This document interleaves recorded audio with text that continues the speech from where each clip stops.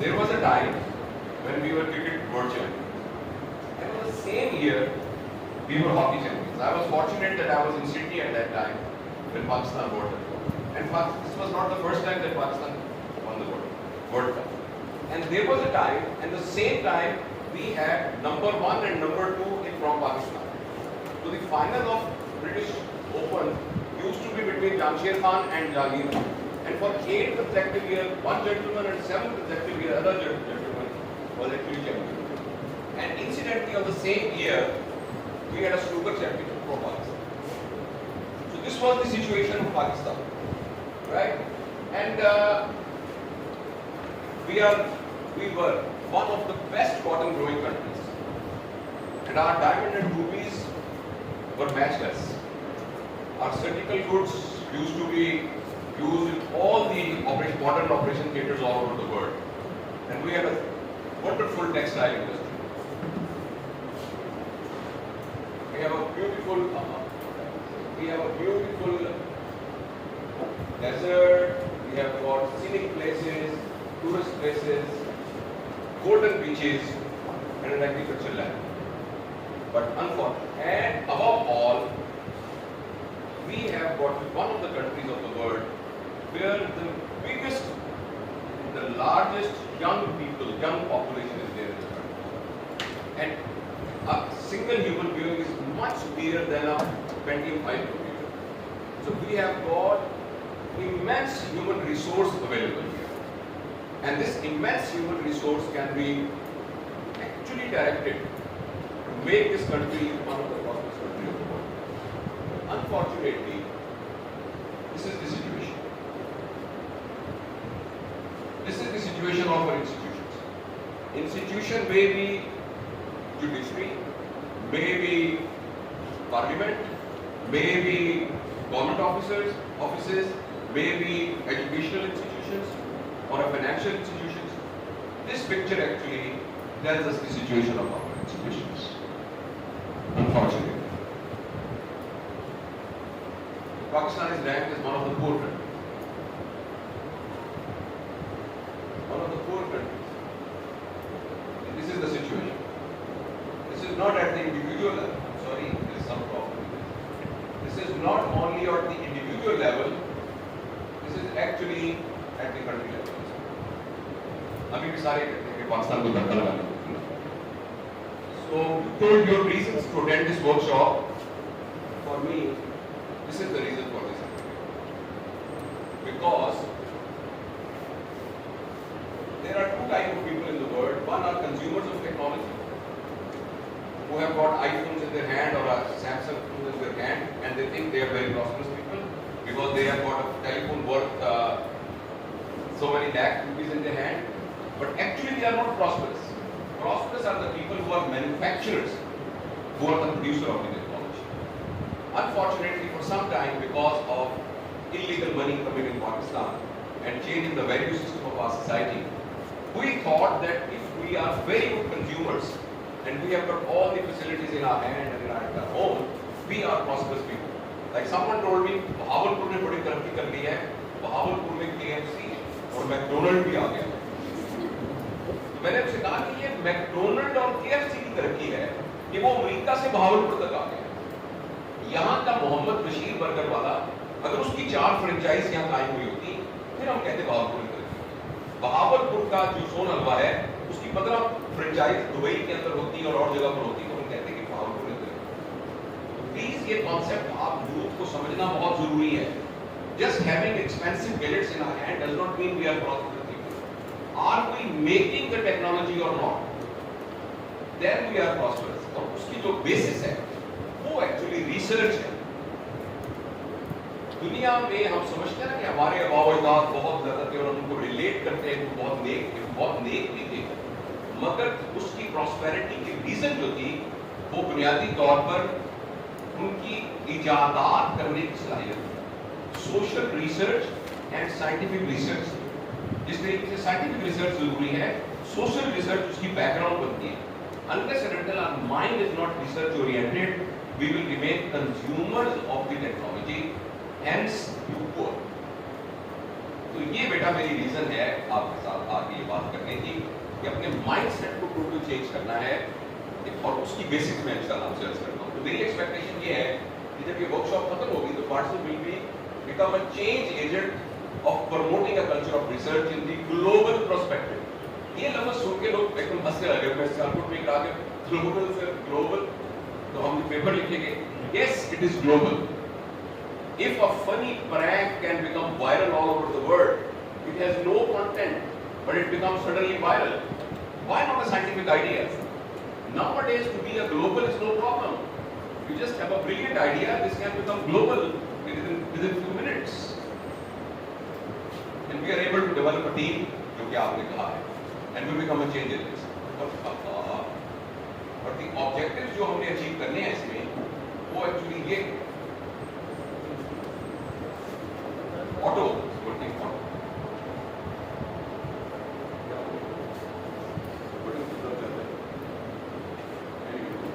No problem I handle it.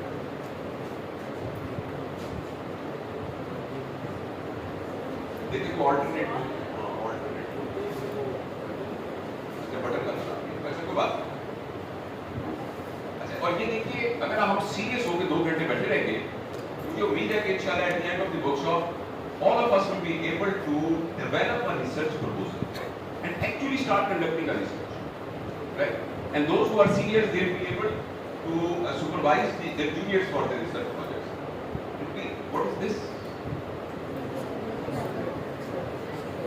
It's a magnified dot, and each one of us may be a very tiny dot, but please remember that every dot is very important. All the lines, all the pictures, all the paintings, they actually start from a thought. तो हम में से कोई भी ये ना समझे कि ये अगर फर्स्ट के मैं एक रिसर्च करने लग जाऊंगा तो उससे क्या फर्क पड़ेगा। Each one of us is very, very okay.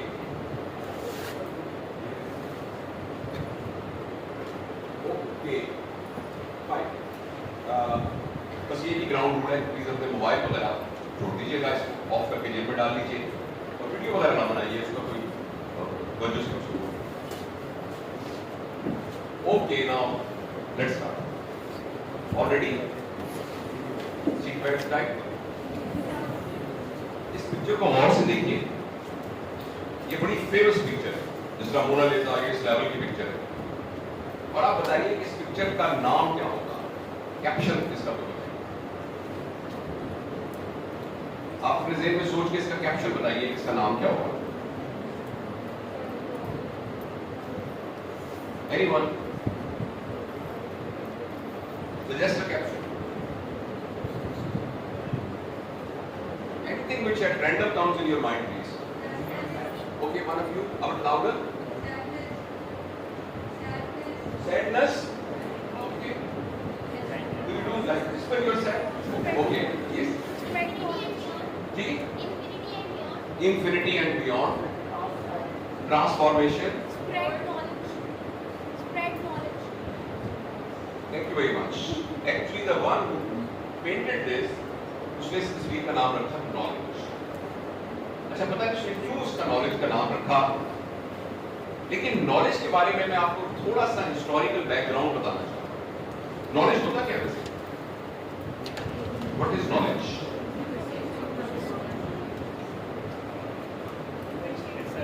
Justified to believe.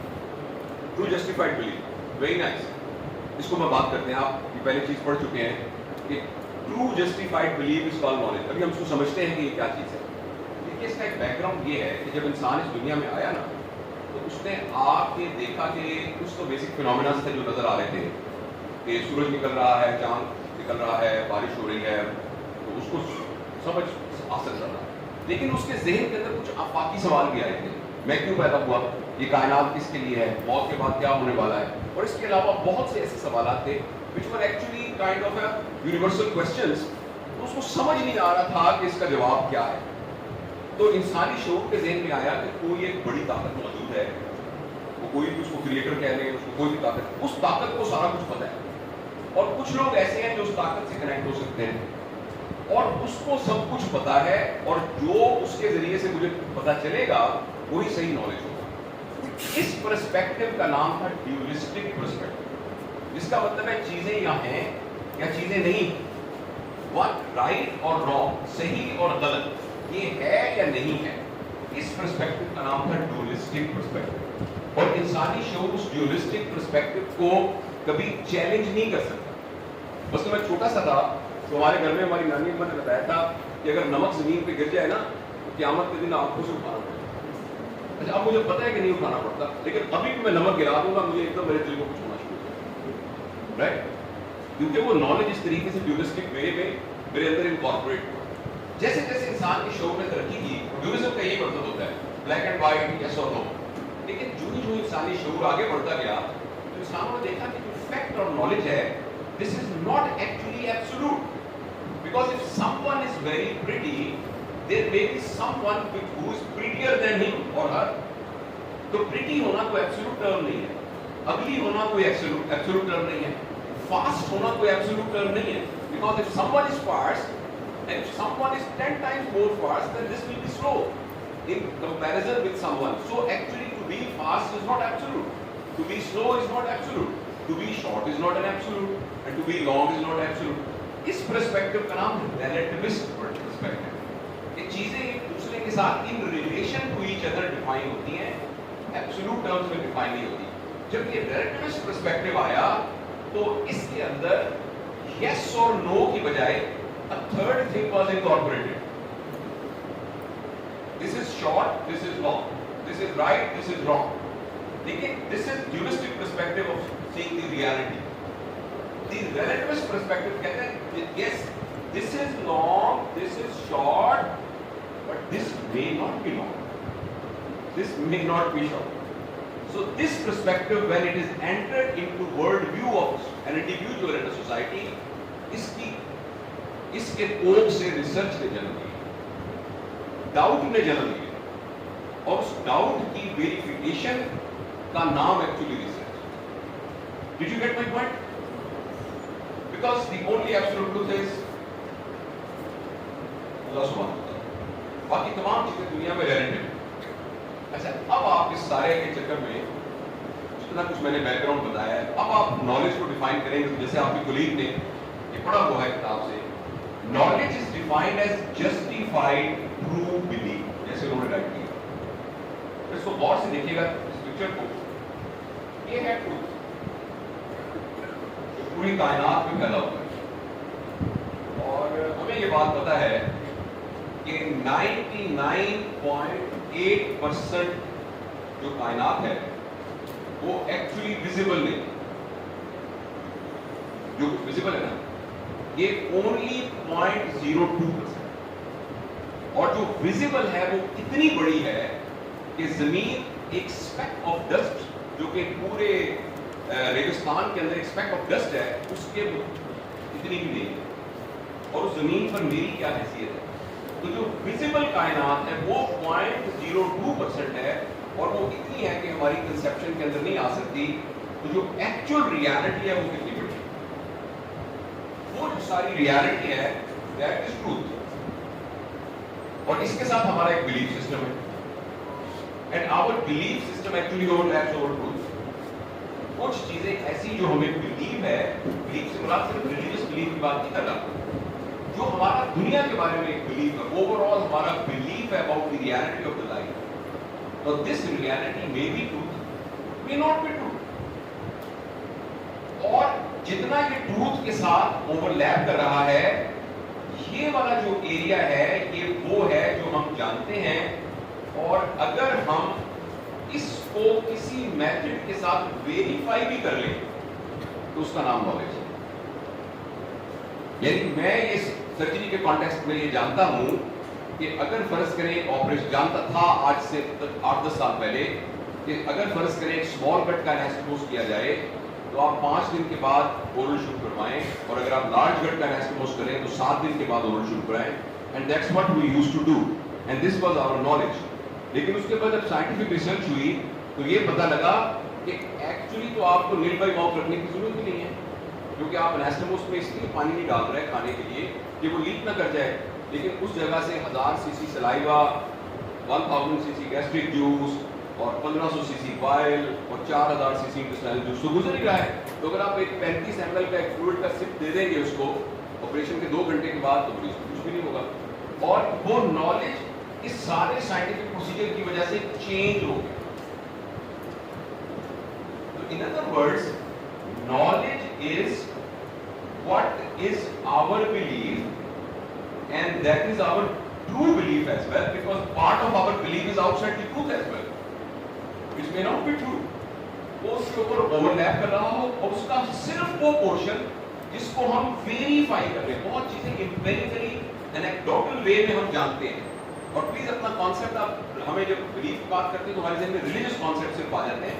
आप अपने साइंटिफिक क्लिनिकल कॉन्सेप्ट्स को भी देख लें तो बहुत सारी चीजें हम अपनी एनेक्डोटिकली बिलीव करते हैं, लेकिन अगर हम उसको किसी प्रोसेस के थ्रू वेरीफाई कर लें या जस्टिफाई कर लें तो वो है असल नॉलेज। और नॉलेज को वेरिफिकेशन करने का नाम research. I hope you got this. Research was born in the home of relative perspective. अब आप इस तस्वीर को गौर से देखिए। ये आदमी क्या कर रहा है? एक तो ये बहुत ताकतवर है, दूसरा इसके पैर जमीन पर है और सर इसका डिवाइन के साथ कनेक्टेड। तीसरा यह है कि ये बहुत मेहनत कर रहा है और एक इम्पॉसिबल काम कर रहा है, समुद्र को भरने की कोशिश कर रहा है और जिसके नतीजे से नई प्लांटेशन वहां उगाने की कोशिश कर रहा है। तो मुझे इसका ये समझ में आया, शायद इसकी इस तस्वीर का नाम नॉलेज रखा गया। तो एक याद रखिएगा कि रिसर्च का जो जर्नी है ये एंडलेस जर्नी है। वो चीज आपने आज साबित की है, हो सकता है कल होगा और फिर आपको नए सिरे से शुरू करनी। लिहाजा अगर आप रिसर्च करने चाहते हैं और रिसर्च के अंदर आप जंप लगाना चाहते हैं, this jump will be something like this. Why should इतना चक्कर करने की जरूरत क्या? मतलब हमारा हम प्रोफेसर वैसे बन जाते हैं। आप अभी एफसीडीएस कर लीजिएगा, फिर आपकी सिलेक्शन हो जाएगी, एसआर बन जाएगा, एपी बन जाएगा, एसोसिएट बन जाएगा, प्रोफेसर बन जाइएगा, प्रैक्टिस आपकी चलनी शुरू हो जाएगी, फिर आप घर वर बना लेंगे, फिर गाड़ियां ले लेंगे, फिर बच्चों की शादियां कर देंगे, फिर आप सोचेंगे इस मुसीबत में पड़ने की जरूरत क्या? इसकी जरूरत जिसको है ना, उसी को है कि जो सेल्फ एक्चुअलाइजेशन हासिल करना चाहता है। तो ये कहना चाहता है कि यार मैं इस दुनिया में आया हूँ तो यहाँ कुछ ना कुछ तो एक कैनवस के ऊपर मैं अपना निशान लगा के जाऊँ। दुनिया आए, दुनिया ने इतनी बड़ी पेंटिंग्स यहाँ बना दी, तो मेरा भी कोई नुक्ता लगा हुआ मेरे नाम का। जब दुनिया से मैं जाऊँ तो लोग कहें कि यहाँ एक आदमी आया था, उसने इस पेंटिंग में नुक्ता बनाया। जिसकी ये ख्वाहिश है, वो रिसर्च में लोग पैसे भी बहुत कमाते हैं, लेकिन एक्चुअली रिसर्च का रियल अवार्ड जो है ये इंटरनल सेटिस्फैक्शन, एक सेंसेशन, दिमाग में बत्ती जलती है और ये इसका। ये नजीर साबिर साहब इसी कमरे में आए थे, उन्होंने कहा मेरी जिंदगी का सबसे मोमेंट था जब मैं K2 में यूं करके बैठा था, और K2 इतनी जगह है जितना ये वाली जगह है ऊपर top. And when I was there on the ceiling of the earth, मुझे लगा कि अगर मैं मर भी जाऊं तो मेरी जिंदगी का मकसद पूरा होगा। ये वाली जो कैफियत है, ये है this sensation, this is the reward of research. तो मैंने आप सारी कहानी इसलिए सुनाई है कि अगर आप इस रिवॉर्ड पर मुतमईन हैं फिर तो आप बैठे रहिए, अदरवाइज अगले 2 घंटे अपने ज़ाया करने की कोई जरूरत नहीं, and you can still opt out if you want. Okay, warning is this may be like this workshop will make you like this, maybe even like this, so be ready. Okay, now sorry I took about 20 minutes to give this background, but this was very important. अब हम देखते हैं कि research होती क्या है। आप में से कोई इतना आइडिया इतनी गुफ्तगू के बाद बता सकता है रिसर्च क्या होता है? कोई अच्छा आप बेटा, आपके समझ में क्या समझ में आया रिसर्च क्या है?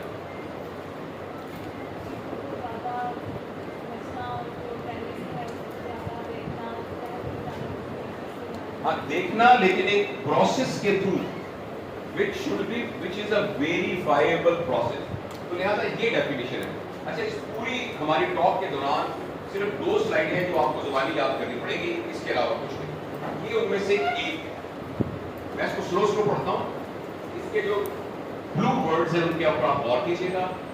Research is formal work.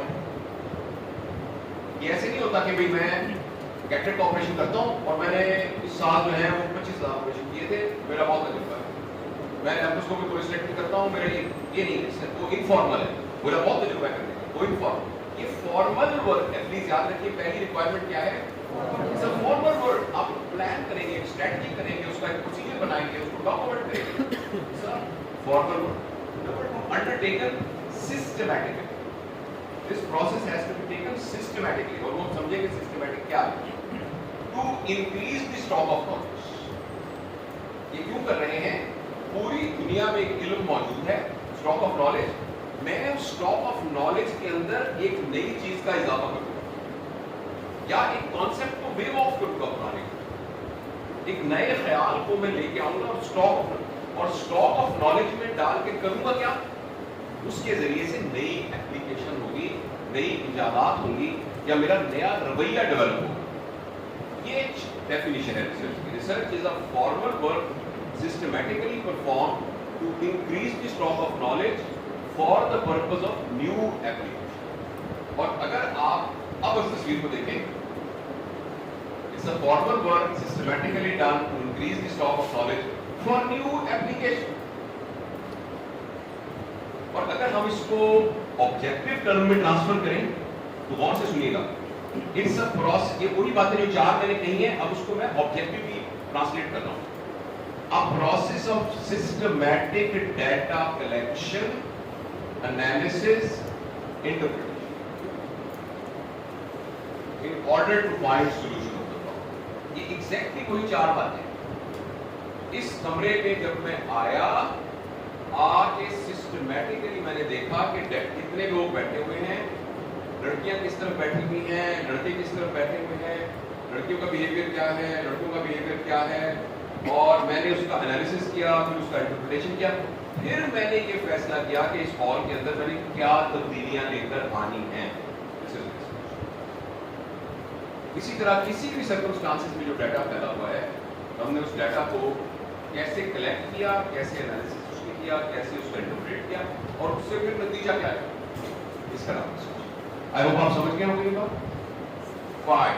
अच्छा, रिसर्च दो तरह की होती है, एक क्वालिटेटिव, एक क्वांटिटेटिव। क्वांटिटेटिव रिसर्च का मतलब ये है कि जिसमें जो भी आप डाटा इकट्ठा करते हैं, that data has a number, you can add it, you can subtract it, and you can statistically make an analysis of it.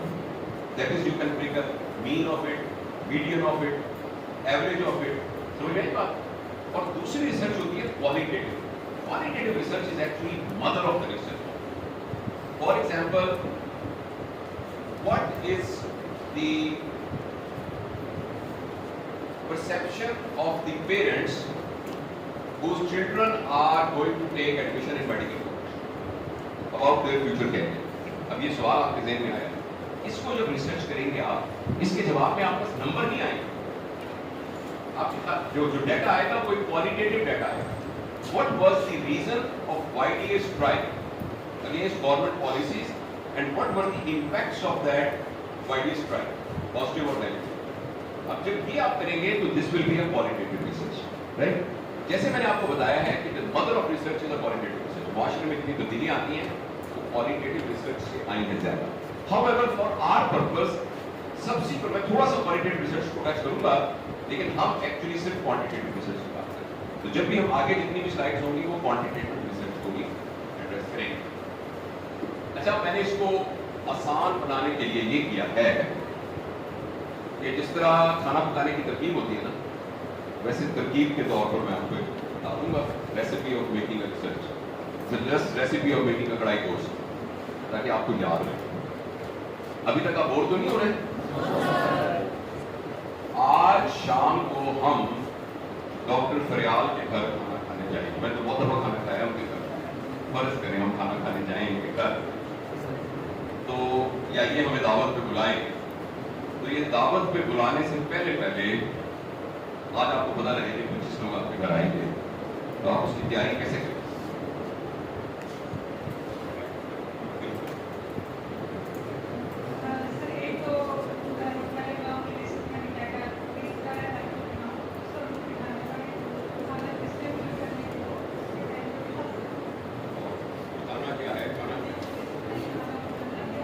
और कोई ऐड करे, सुगड़ बच्चा है, सुगड़ बच्ची, अप्लाई कितने लोग हैं,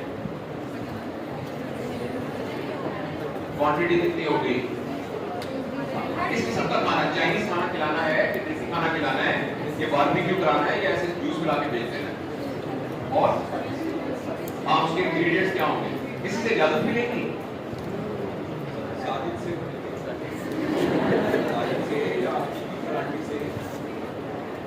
लेकिन फिर भी घर के बाकी लोगों को बताएंगे तो सही ना, जो जो जो गेट कीपर्स हैं घर के, उनको तो पता होगा कि 25 लोग आ गए, 30 लोग आ गए।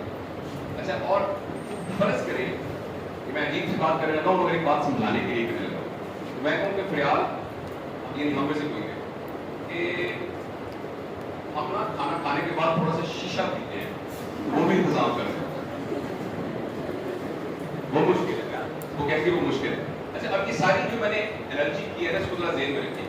जब भी हम रिसर्च करते हैं तो सबसे पहले इसको याद रखिएगा जो मैंने डिस्कशन की, पहली रेसिपी ये है कि हम रिसर्च के लिए अपना एरिया ऑफ रिसर्च ढूंढते हैं, किस किस्म का खाना बनाना है, ये बात समझ में आ रही है। For example doctor professor Sophia अपना करेंगे चाइल्डहुड ब्लाइंडनेस, ये इनका एरिया ऑफ इंटरेस्ट, मिसाल के तौर आप मेरे टीचर से मैं पूछता हूँ अपना एक एक एरिया ऑफ इंटरेस्ट बताइए ताकि बच्चों को समझ आ सके। आपके ज़हन में आरिफ भाई एक area of interest, infectious disease, immunisation, social impacts of social media on students, literacy rate. बिल्कुल इसी तरह मैं आपसे भी ये कहूंगा, रिक्वेस्ट करूंगा, आप सारे अपने जहन के अंदर एक एक एरिया ऑफ रिसर्च सोचें और कागज पे लिख लें। फॉर एग्जाम्पल आपके जहन में क्या आया?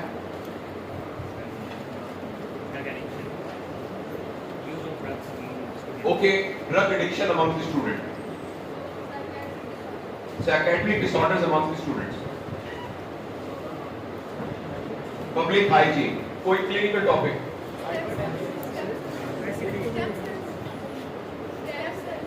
Stem cells, very nice, stem cells, different approaches of surgery. अच्छा देखिए, एरिया ऑफ इंटरेस्ट जो है वो एक ब्रॉडर एरिया होता है, तो जब भी आप रिसर्च करते हैं तो सबसे पहले आप सोचते हैं I will be searching on complications of diabetes, I will be my research area will be, क्या उसको टेस्ट बना सकते हैं आप ना, बिल्कुल जवाब आप नहीं करते। लेकिन हम यहाँ के कायदे से मेडिकल कॉलेज के स्टूडेंट्स को लेके गए सैफुल मलूक झील पे, जहाँ हम गए ना तो स्टूडेंट्स के तरफ कैमरे खोल दिए, झील की तरफ बिल्कुल नहीं देखा, बिल्कुल नहीं झील को देखा, तस्वीरें खींच ली, और शाम को फिर वापस अगले 2 दिन बाद मरी आए तो मरी में ना लैपटॉप पे लगा वी वर हियर, और जब वो झील सैफुल मलूक मौजूद थी उसको देखा ही नहीं। तो अभी मैं आपके सामने लाइव मौजूद हूँ, जिंदा सलामत, तो सब मुझे देखिए and try to just absorb whatever सामने ऑलरेडी आ जाओ, इसलिए ना ये घटना भी देखने की बजाय वो सब जस्ट सी मी लाइक इससे फोकस हो। अच्छा, अब आपको ये बात समझ में आ गई है? अब आप में से जो रिसर्च करना चाहते हैं एक एक एरिया ऑफ रिसर्च को ढूंढेंगे, ये बात समझ आ गई? अच्छा, एरिया ऑफ रिसर्च के बाद जो दूसरी चीज वो क्यों हम करना चाहते हैं, जो मैंने मैडम से बात की, एरिया ऑफ रिसर्च के लिए बड़ा जरूरी है कि इसकी कोई रेलेवेंस भी होनी चाहिए। फर्ज करें एक ऐसा खाना पकाए जो हमारा खाना ही नहीं, चाइना वाला जो खाना होता है उबले हुए अंडे और फलाना, तो उसकी कोई रेलेवेंस भी हो। अब जैसे बेटा आपने स्टेम सेल कहा है ना, स्टेम सेल किसी ने कहा था, देखना पड़ेगा उसकी कोई रेलेवेंस है क्या कि नहीं है रेलेवेंस। हो सकता है कि आप ऐसी चीज ढूंढना चाह रहे हैं जिसकी हमारे सर्कमस्टांसेस के अंदर कोई रेलेवेंस ही नहीं है। तो दूसरी बात यह है कि वो इनोवेटिव भी होना चाहिए। बस हम इनके घर जाएं तो दाल पकी हुई हो, वो तो मैं रोज खाता हूँ घर के अंदर, तो कोई नई चीज भी तो होनी चाहिए ना। तो फर्ज करें आप ये पता चलाते हैं कि what is the incidence of anaemia in pregnancy, तो पता चला कि क्या करेंगे, हमें पता तो है कि एनीमिया, वो मैंने ये मिसाल आगे यूज की है। तो जो चीज आप रिसर्च करना चाहते हैं वो कोई ऐसी चीज तो हो जो कि इनोवेटिव। तीसरा ये है कि वो एक्सेप्टेबल हो। मैंने कोई मिसाल दी थी ना वो वाली शीशा बनाने वाली, वो एक्सेप्टेबल। फर्ज करें आप एक रिसर्च करते हैं, आप कहते हैं कि इस कायदा से मेडिकल कॉलेज में डीएम एक रिसर्च करता है कि impact of bad habits of teachers, faculty on the training of the student. तो आप इस रिसर्च में से कुछ चीजें निकाल तो लेंगे, लेकिन इसको एक्सेप्ट कौन करेगा?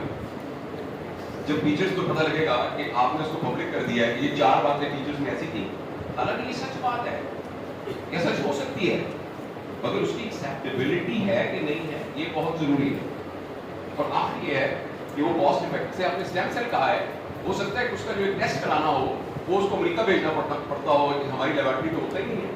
तो आप स्टेम सेल पर रिसर्च क्या करेंगे अगर वो कॉस्ट इफेक्टिव ना हो? और लास्ट ये है उसके एथिकल इश्यूज ना हो।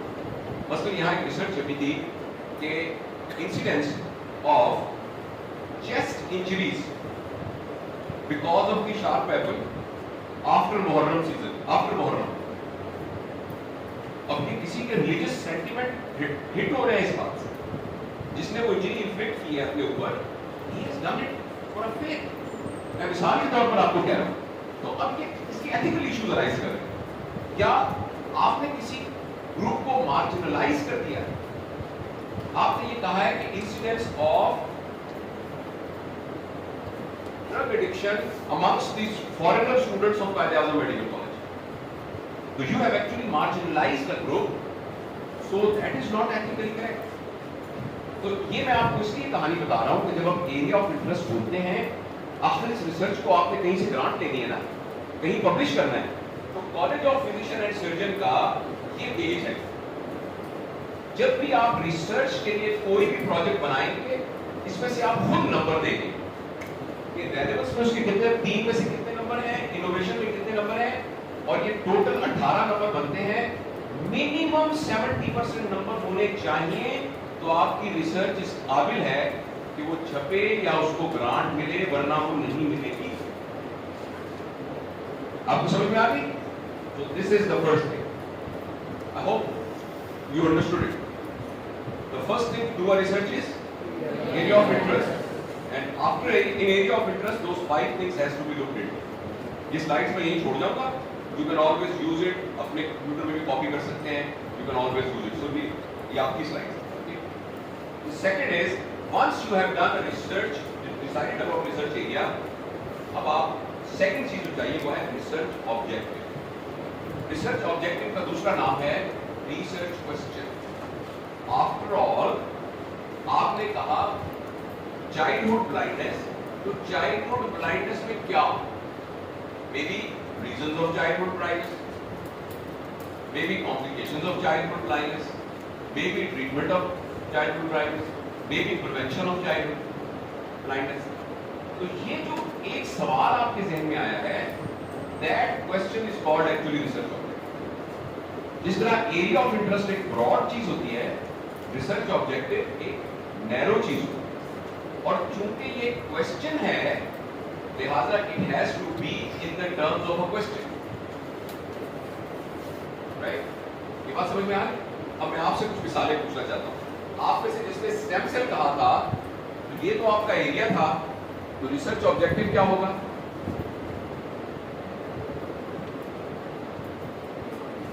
फिर जिसने आपने कुछ कहा था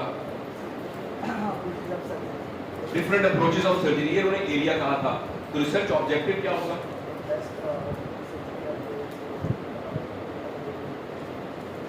okay, what is the best surgical approach for appendectomy? May be और कोई बताए?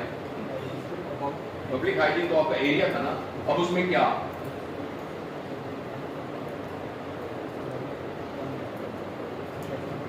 Okay, how to improve the knowledge of a public health, लेकिन ये फिर बहुत ब्रॉड हो जाएगा, तो इसको भी बहुत नैरो करना पड़ेगा। तो ये आप समझिए कि जो रिसर्च ऑब्जेक्टिव है वो एक क्वेश्चन है, actually it's an intent of what the researcher wants in that area of interest, और but it has to be described in measurable terms.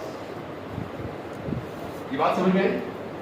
इसको मेजर नहीं समझ आई, मैं आपको भी समझा बस ये मिसाल। आप कहते हैं टू रिसर्च ऑब्जेक्टिव हमेशा ऐसे शुरू होता है, to determine the frequency of anaemia in pregnancy amongst women visiting the obstetrical outdoor of Khaja Safdar Hospital, Sialkot में करके तो मैं इसे Khaja Safdar, आप QMC इसको कहते हैं, to determine the frequency of anemia. अब ये pregnancy यानी antenatal care ये आपका एरिया ऑफ इंटरेस्ट था और उसके अंदर से ऑब्जेक्टिव ये था to determine the frequency of anaemia in pregnancy among women visiting obstetrical OPD of the hospital. बात समझ में? इस तरीके से जो भी आप बात कर रहे हैं उसको इन टर्म्स में करना पड़ेगा, measurable terms, to determine, to compare, to contrast, to find, in terms में। इसका इस वर्कशॉप में मैं आपको एक फ्लेवर ही दे सकता हूँ, इसको जब आप फर्दर प्रैक्टिस करेंगे तो इंशाल्लाह आप सीखेंगे। मैं और मिसाल देता हूँ। To compare dressing A with dressing B for the patient with stage 2 diabetic foot, यानी आपका जो एरिया ऑफ इंटरेस्ट था वो था डायबिटिक फुट और उसमें आपने एक खास किस्म की ड्रेसिंग थी, एक और ड्रेसिंग थी, उनको कंपेयर करना था कि उनमें से कौन सी ड्रेसिंग ज्यादा अच्छी है। ये आपका एरिया ऑफ इंटरेस्ट हो गया। और एग्जांपल देता हूं, to compare the results of interrupted silk sutures and surgical clips for wound closure after laparotomy for infected pathologies, यानी लेप्रोटमी में जो इन्फेक्टेड पैथोलॉजीज हैं उनके अंदर कुछ लोगों को इंटरप्टेड सुचर लगाया गया है, कुछ को क्लिप लगाया गया, तो दोनों में क्या फर्क है आपको समझ में आ जाएगा। तो रिसर्च के लिए पहली चीज क्या थी, दूसरी क्या चीज थी। अगर ये 20-20 लोग होते तो मैं आपको अभी साथ साथ बनवाता है, लेकिन अभी आप ज़हन में रखिए कि आपने इसके अपने ज़हन में सोच के बनाना है। अच्छा, इसका क्या जरूरत है भाई? ये इसलिए जरूरी है कि इससे आपका फोकस होगा उस बात पर, फिर अननेसेसरी डाटा इकट्ठा नहीं करेंगे।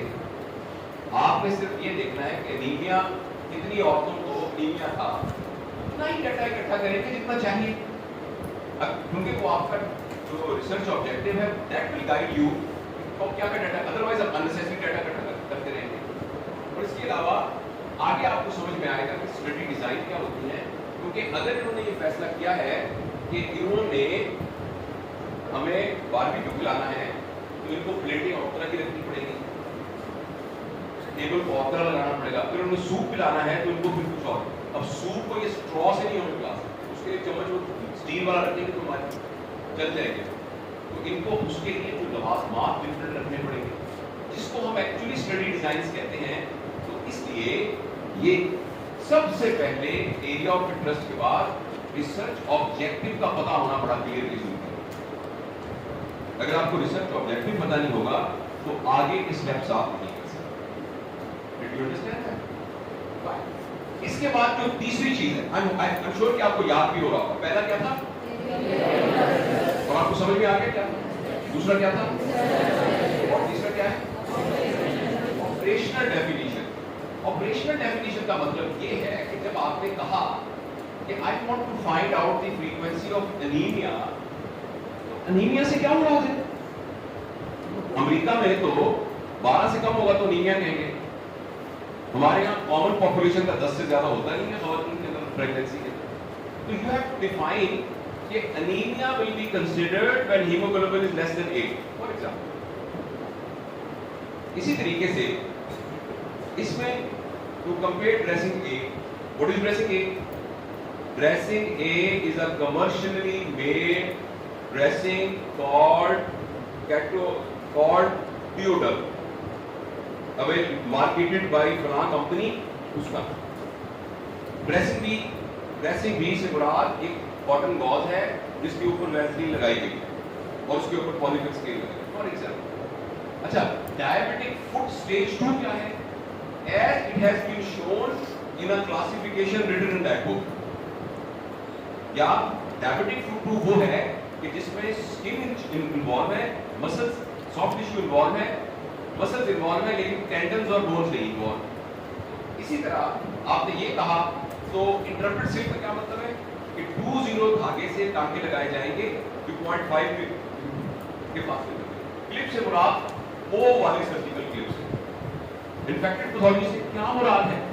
तो ये सारी चीजें डॉक्यूमेंट करने का नाम एक्चुअली है operational definition. Because research is a systematic, objective activity. Professor Arif Zaidi साहब ने रिसर्च डिजाइन की है, मगर वो रिसर्च कंडक्ट डॉक्टर प्रियाल ने। डॉक्टर प्रियाल को पता होना चाहिए ए का क्या मतलब, बी का क्या मतलब। इसका नाम है ऑपरेशनल डेफिनेशन। आप समझ गए? पहला क्या है, फिर क्या है, क्या बात, बिल्कुल सीखते जा रहे हैं रिसर्च बच्चे। फिर क्या है, यानी जो आपने रिसर्च ऑब्जेक्टिव बनाया था उसमें जिस जिस मतलब का बात का सही मतलब पता लगना चाहिए वो क्या है, ये ऑपरेशनल डेफिनेशन है। मसलन जब सोशल रिसर्च करते हैं, मैं आपको समझाने के लिए स्लाइड की, उसमें एक वर्ड यूज हुआ रिस्क टेकिंग एबिलिटी। तो इसका क्या मतलब, इसका मतलब यह है कि having a predisposition to taking moderate calculated risk, providing a reasonable chance for success. यानी जो भी आप टर्म यूज करेंगे उसकी एक्सप्लेनेशन का नाम है ऑपरेशनल डेफिनेशन। अच्छा, ऑपरेशनल डेफिनेशन आपने, अब आपको एरिया ऑफ इंटरेस्ट पता लग गया, आपको रिसर्च ऑब्जेक्टिव पता लग गया, उसकी ऑपरेशनल डेफिनेशन आपने ढूंढी। अब अगला काम ये है कि आपने ये बॉडी ऑफ नॉलेज में डालने के लिए की थी ना रिसर्च, तो अब बॉडी ऑफ नॉलेज को आप सर्च करें। आपका एरिया ऑफ इंटरेस्ट था कॉम्प्लिकेशंस ऑफ डायबिटीज, तो अब आप देखिए कि इस पर पहले क्या क्या काम हुआ है, क्योंकि हो सकता है जो आप काम कर रहे हो वो तो पहले ही हो चुका हो, या जो आप काम कर रहे हैं उसकी कोई इंपॉर्टेंस ना हो। तो एक जमाने में तो इसका technique was very difficult, you have to personally approach the people. जैसे हदीस का इल्म जब शुरू हुआ तो एक सहाबी के पास लोग ट्रैवल करके, कुछ लोगों ने हजारों मील का सफर किया कि उनको पता लगा कि फलां सहाबी ने ये बात सुनी थी, तो travel to that person verify करने के लिए। मुझे याद है जब मैंने डेजर्टेशन लिखा था तो topic of my dissertation was regional chemotherapy for liver malignancy. ये नया काम हमारे सुपरवाइजर ने शुरू किया था, तो he was very keen to do it. तो यहाँ कुछ भी नहीं था, तो it was kind of a novel thing. तो we textbook of hepatobiliary surgery है रिटन बाय ब्लूमबर्ग, तो मैंने उसमें से पता देखकर मिस्टर ब्लूमबर्ग को खत लिखा, and he sent me the photocopies of his work and that was actually reference in the journal. लेकिन आजकल इसके लिए बहुत आसान है कि all body of knowledge is present on web। उसके लिए मैं तफसील में नहीं जाता, ये कुछ चीजें हैं, ये हमारे सीनियर लोगों के लिए इंटरेस्ट की बात होगी। कोई जर्नल हो, कोई करंट जर्नल आर्टिकल हो, रिसर्च प्रोजेक्ट हो, कॉन्फ्रेंस और कांग्रेस की मीटिंग हो, या कोई रिसर्च ऑर्गेनाइजेशन जैसे WHO वगैरह, इनकी छुपी हुई जो भी चीजें होंगी उनको कंसीडर किया जाएगा कि ये ऑथेंटिक लिटरेचर है। तो आप अपने इस पे जोर न डालिए, यानी हर चीज ऑथेंटिक नहीं होती, ये होना बहुत जरूरी है। अब ये करते हैं आप कि अपने रिसर्च का जो आपने बनाया था रिसर्च ऑब्जेक्टिव, उसमें से कीवर्ड निकालें, और उन कीवर्ड जिनको हैशटैग्स भी कहते हैं, उनको आप निकाल के ये वाली स्लाइड में ये आपके पास मौजूद होगी। ये सबसे one of the authentic website है जो कि फ्री अवेलेबल है, लेकिन और बहुत सी वेबसाइट्स भी हैं जो अवेलेबल है। तो व्हाट यू डू इज, वो इस तरह से नजर आती है जब पबमेड को आप खोलते हैं, तो PubMed is one which is very good and it is freely available. आप इसमें ऐसा करते हैं कि कीवर्ड डालते हैं, मसलन आपने डायबिटीज डाला तो उसने बता दिया कि 1,62,306 आर्टिकल्स मौजूद। अब आपका काम बिल्कुल आसान है, आप एक ट्रक खरीदें और लाहौर का जितना कागज की मार्केट में कागज पड़ा है वो लें, 25 प्रिंटर्स लें और इन सारों को प्रिंट करके आप ट्रक में डाटा लें। इजी। इसके लिए भी हल ये किया है कि उन्होंने कहा है कि अपने कीवर्ड को आप रीडिफाइन करें। अब डायबिटिक के साथ आपने लिखा डायबिटिक हाइपरटेंशन, तो नाउ इट बिकेम 16,000, ऐसे ना 16,057। तो अब आपका एक जो छोटा वो जो कैरी डब्बा है उससे गुजारा चल जाएगा। तो perhaps you can't do it even this much। अब आप उसने फर्दर नैरो किया, आपने कहा डायबिटिक हाइपरटेंसिव नेफ्रोपैथी, तो अब निकल आए 3,000। Probably this is manageable। And then you go on the site और देखिए कॉम्प्लिकेशन ऑफ अ क्रॉनिक, ये ठीक है, you take it। Urinary protein नहीं, ये नहीं, you just cross it, leave it। And this is how you can go through all 3,000 and then this has got a facility to download it or to print it। What I do is I make a master slide, master file of Word, और जो जो मुझे चीजें चाहिए वो मैं उसको उसके ऊपर से फिर डाउनलोड करके मास्टर फाइल में डाल देता हूँ। अब you have got a big file of maybe 800 pages or 400 pages। अब आप किसी वीकेंड में आराम से बैठे और उस सारे को सर्च करते हैं, जो जो चीजें आपसे रिलेटेड हैं उनको आप कर, बेटा ऐसा खड़े होने की बजाय या सीढ़ियों में बैठ जाओ।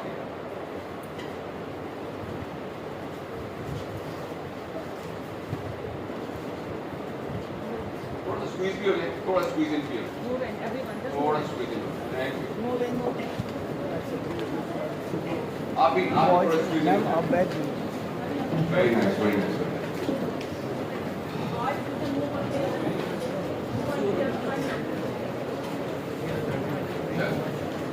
Okay, very nice. चलिए प्लीज बी अटेंटिव, चलिए अब तवज्जो दीजिए। ओके, आप बेटा आप लोग सेट हो जाएंगे, खड़े ना हो बेटा, खड़े ना हो बेटा। ऑर्गेनाइजर्स को भी जरूरी है वर्कशॉप, ऑर्गेनाइजर्स को ज्यादा जरूरी है वर्कशॉप। हमारा एक दोस्त है, वो हमेशा ना उसके वालिद साहब के इंतकाल पर वो बुलाता है घर पे, वो नमाज कुरान का खत्म कराता है ना जब रमजान शरीफ में, तो सबके घर जाके कहता है कि मेरे वालिद साहब के इसाल के लिए कुरान का खत्म है, आप आइएगा, आप सारे आइएगा, सारे आइएगा। हम सारे चले जाते हैं ना, तो वो खुद बाहर ना, हम नमाज पढ़ रहे होते हैं, वो बाहर ना सिगरेट पी रहे होते हैं। तो सम टाइम ना ऑर्गेनाइजर जो है ना सारों को कहते हैं रिसर्च और खुद बाहर खड़े होकर ना दरवाजे में खड़े हो जाते हैं। आपके लिए भी उतना ही जरूरी है। एनीवे, ये खाली जगह बेटा इधर आप लोगे तो वहाँ आप इस कॉर्नर में आ जाओगे तो जगह बस। Okay, now let's come back. अब आप मेरे ख्याल के अंदर एक टॉपिक को सर्च करने में तकरीबन 7 to 10 डेज लगते हैं।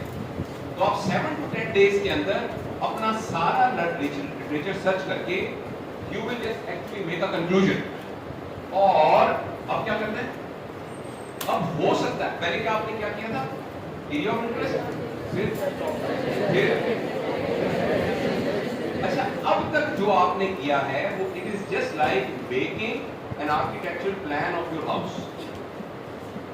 हो सकता है आपके सारा कुछ करके पता चले कि बाथरूम मैंने गलत डिजाइन, तो यहाँ बाथरूम नहीं बनता, तो आप दोबारा से वापस जा सकते हैं, क्योंकि research literature search will tell us whether your research operational definitions are correct or not, whether your objective is correct or not, whether your area of interest is correct or not, and you can always go back and revise it. But once you have just decided this, और उसके बाद कुछ नहीं हो सकता। बात समझ में आ गई? यहाँ तक का journey you can go back and you can revise, but यहाँ हो जाए तो अब आगे क्या करना है अब वो आपको समझ में आ रही है सब? Are you with me all of you? Area of interest, research objective, operational definition, अब आपको पक्का पता है कि मैं क्या सवाल है और उसका क्या जवाब मैं ढूंढना चाहता हूं। अब आप ये करते हैं कि अपने रिसर्च ऑब्जेक्टिव में से रिसर्च वेरिएबल्स निकालते हैं। वेरिएबल का मतलब क्या है कि आपके उस ऑब्जेक्टिव में कौन सी टर्म ऐसी है जो आपके स्टडी पॉपुलेशन में जिसकी वैल्यू चेंज हो सकती है। For example, in this example क्या चीज चेंज हो सकती है? क्या खातून प्रेग्नेंट है या प्रेग्नेंट नहीं है? So pregnancy is actually a variable. फिर या वो एनीमिक है या वो एनीमिक नहीं है, ये वेरिएबल है। अब आप इस पूरे में से ये दो निकाल देंगे और इसको हम कहेंगे रिसर्च वेरिएबल। और जो कुछ भी आपने डाटा इकट्ठा करना है एक्चुअली इन दोनों के बारे में ही इकट्ठा करना है, which will answer your question. इसी तरीके से दिस या ड्रेसिंग ए यूज हो रही है या ड्रेसिंग बी यूज हो रही है, या वो पेशेंट डायबिटिक स्टेज 2 है या नहीं है। इसी तरह या उसको सिल्क सूचर लगाए हैं या उसको सिल्क सूचर नहीं लगाए, या वो इन्फेक्टेड पैथोलॉजी है या वो इन्फेक्टेड पैथोलॉजी नहीं है। तो इसका नाम है रिसर्च वेरिएबल्स। फिर बताइएगा पहली चीज क्या करनी थी हमने, फिर क्या करना था?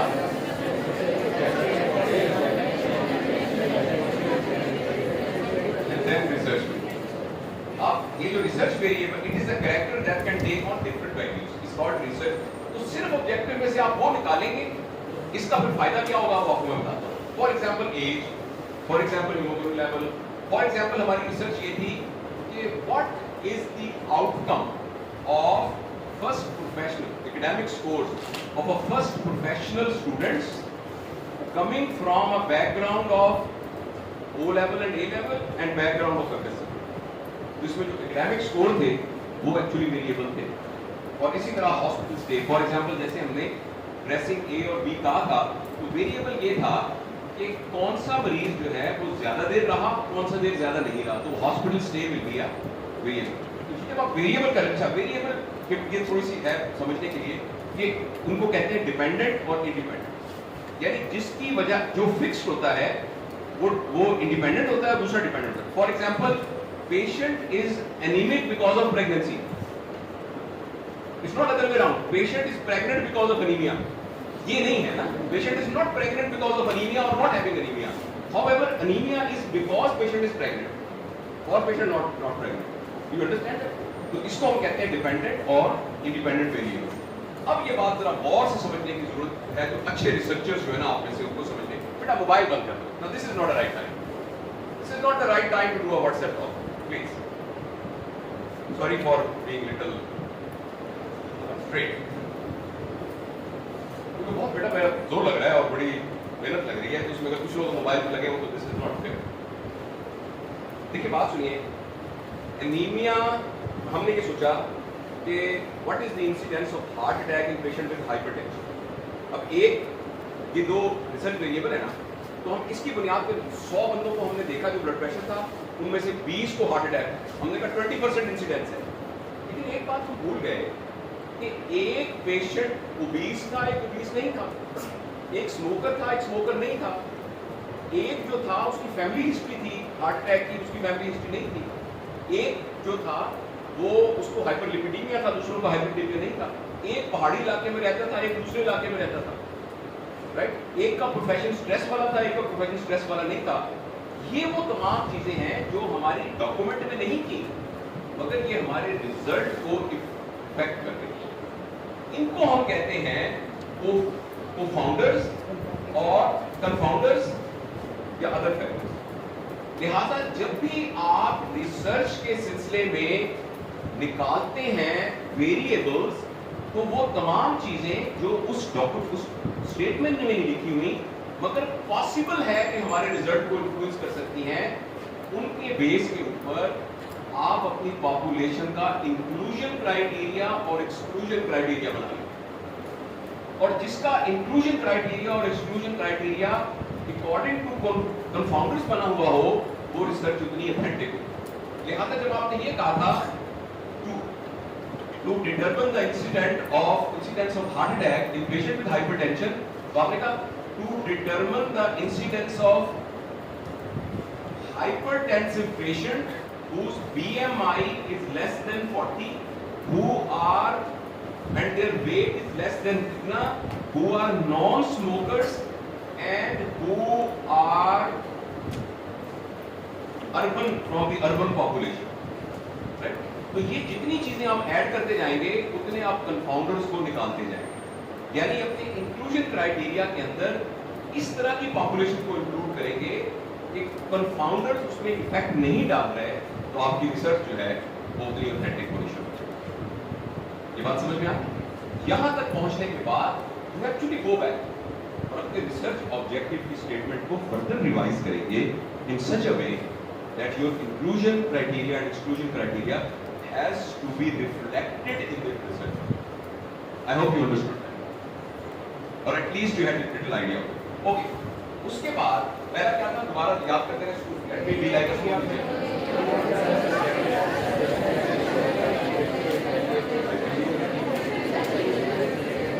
आपने मुझे समझ नहीं आया लेकिन आई प्रिज्यूम कि आप ठीक ही बता रहे हो। आखिर में था रिसर्च वेरिएबल्स और अगला अब है स्टडी डिजाइन। अब जो मैडम के पास दोबारा आएंगे कि बताइए कि अब खाने को कैसे बनाना है, और ये सबसे मुश्किल होता है कि स्टडी डिजाइन कैसे करते हैं। मैं अगले 4-5 मिनट में आपको समझाने की कोशिश करता हूं कि स्टडी डिजाइन होता क्या है। Don't be worry, don't worry. ये डिफरेंट स्टडी डिजाइंस हैं और स्टडीज दो तरह की होती हैं, एक होती है डिस्क्रिप्टिव और एक होती है एनालिटिक। सबसे पहले मैं आपको डिस्क्रिप्टिव बताऊं। मैंने एक दफा एक ऑपरेट किया तो patient had a mass in the abdomen, accuracy की बात, mass in the abdomen, I was AP at that time, mass in the abdomen, और वो अनडायग्नोस्ड हमारा था। उस जमाने में अल्ट्रासाउंड इतना एडवांस होता है। जब हमने खोला तो यूट्रस के कॉर्नर के अंदर प्रेगनेंसी थी जिसमें बेबी ममीफाइड होगा, और मुझे पहले तो पता चला कि there is a disease called lithopedion जिसमें वो बेबी ममीफाई हो जाता है और वो साइड में पड़ा रहता है और बाकी uterus was available and she had 2 children after that. She had this swelling and with that swelling she had 2 children. यानी उसका नॉर्मल मेंस्ट्रुअल साइकिल हर चीज बिल्कुल नॉर्मल रही। तो बड़ी अजीब सी बात थी। तो मैंने देखा वो बेबी स्मॉल ममीफाइड बेबी और मेजर बेबी पड़ा होगा, तो हमने इसको कहा लिथोपीडियन। मैंने पता किया तो उसका मतलब लिथोपीडियन। ये बड़ी अनयूजुअल सी बात थी। अब इस बात को हमने छाप दिया, इसका नाम है केस। समझ गए आप? तो स्टडी डिजाइन में एक सिंपल को आपने कोई अनयूजुअल चीज देखी या आपने कोई नौबत तरीका ऐसा निकाला, like my method of doing the cataract operation, तो आपने कोई ऐसी चीज निकाली जिसमें फॉर एग्जांपल कान के तरीके से आपने आंख का ऑपरेशन किया है, साल में तो ऐसी अनयूजुअल सी चीज थी। तो आपने कहा कि मैं छाप दूं कान के तरीके से, बहुत आसान है, निशान भी पड़ता है, यहाँ से निकल आता है फॉर एग्जाम्पल, तो करने ना लग जाना। तो इसको हम कहते हैं केस। अच्छा, फिर अचानक मैंने डॉक्टर नाहिद फातिमा से बात की। नाहिद फातिमा ने कहा कि मुल्तान में डॉक्टर नसरीन नाज और समी साहब ने भी 3 तरह के ऑपरेशन किए। उन्होंने, मैं वहाँ जॉब करती थी तो मैंने देखे थे। तो मैंने उसका अपना डाटा इकट्ठा करूँ, क्या मैं खुद 2 साल के अंदर मैंने देखा कि 8-10 और केस आ गए। इसको हम कहते हैं केस सीरीज। और हमारी क्लिनिकल रिसर्च में आप हैरान होंगे 95% ये केस सीरीज ही होती है। और ये रिसर्च तो है, बहुत हाई लेवल रिसर्च नहीं होती। जैसे data of consecutive 200 right hemicolectomies for IUC tuberculosis, तो ये एक्चुअली केस सीरीज ही है। ये बात समझ में आ गई आपको? ये स्टडी डिजाइन आपको समझ आ रहा है क्या होता है? केस रिपोर्ट क्या होता है? केस सीरीज का। अच्छा, तीसरा है क्रॉस सेक्शन। क्रॉस सेक्शन को समझने के लिए बड़ा आसान ये है, लेकिन मैं आरिफ साहब के मोबाइल को मैं आपको समझने के लिए बताता हूँ।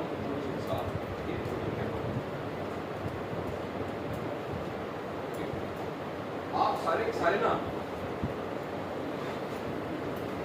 कहना बोर हो गया, थोड़ी सी को फनी हरकत करना।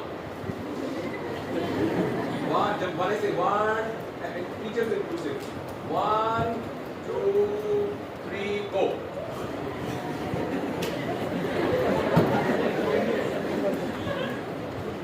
अब इस तस्वीर को मैं गौर से देखूं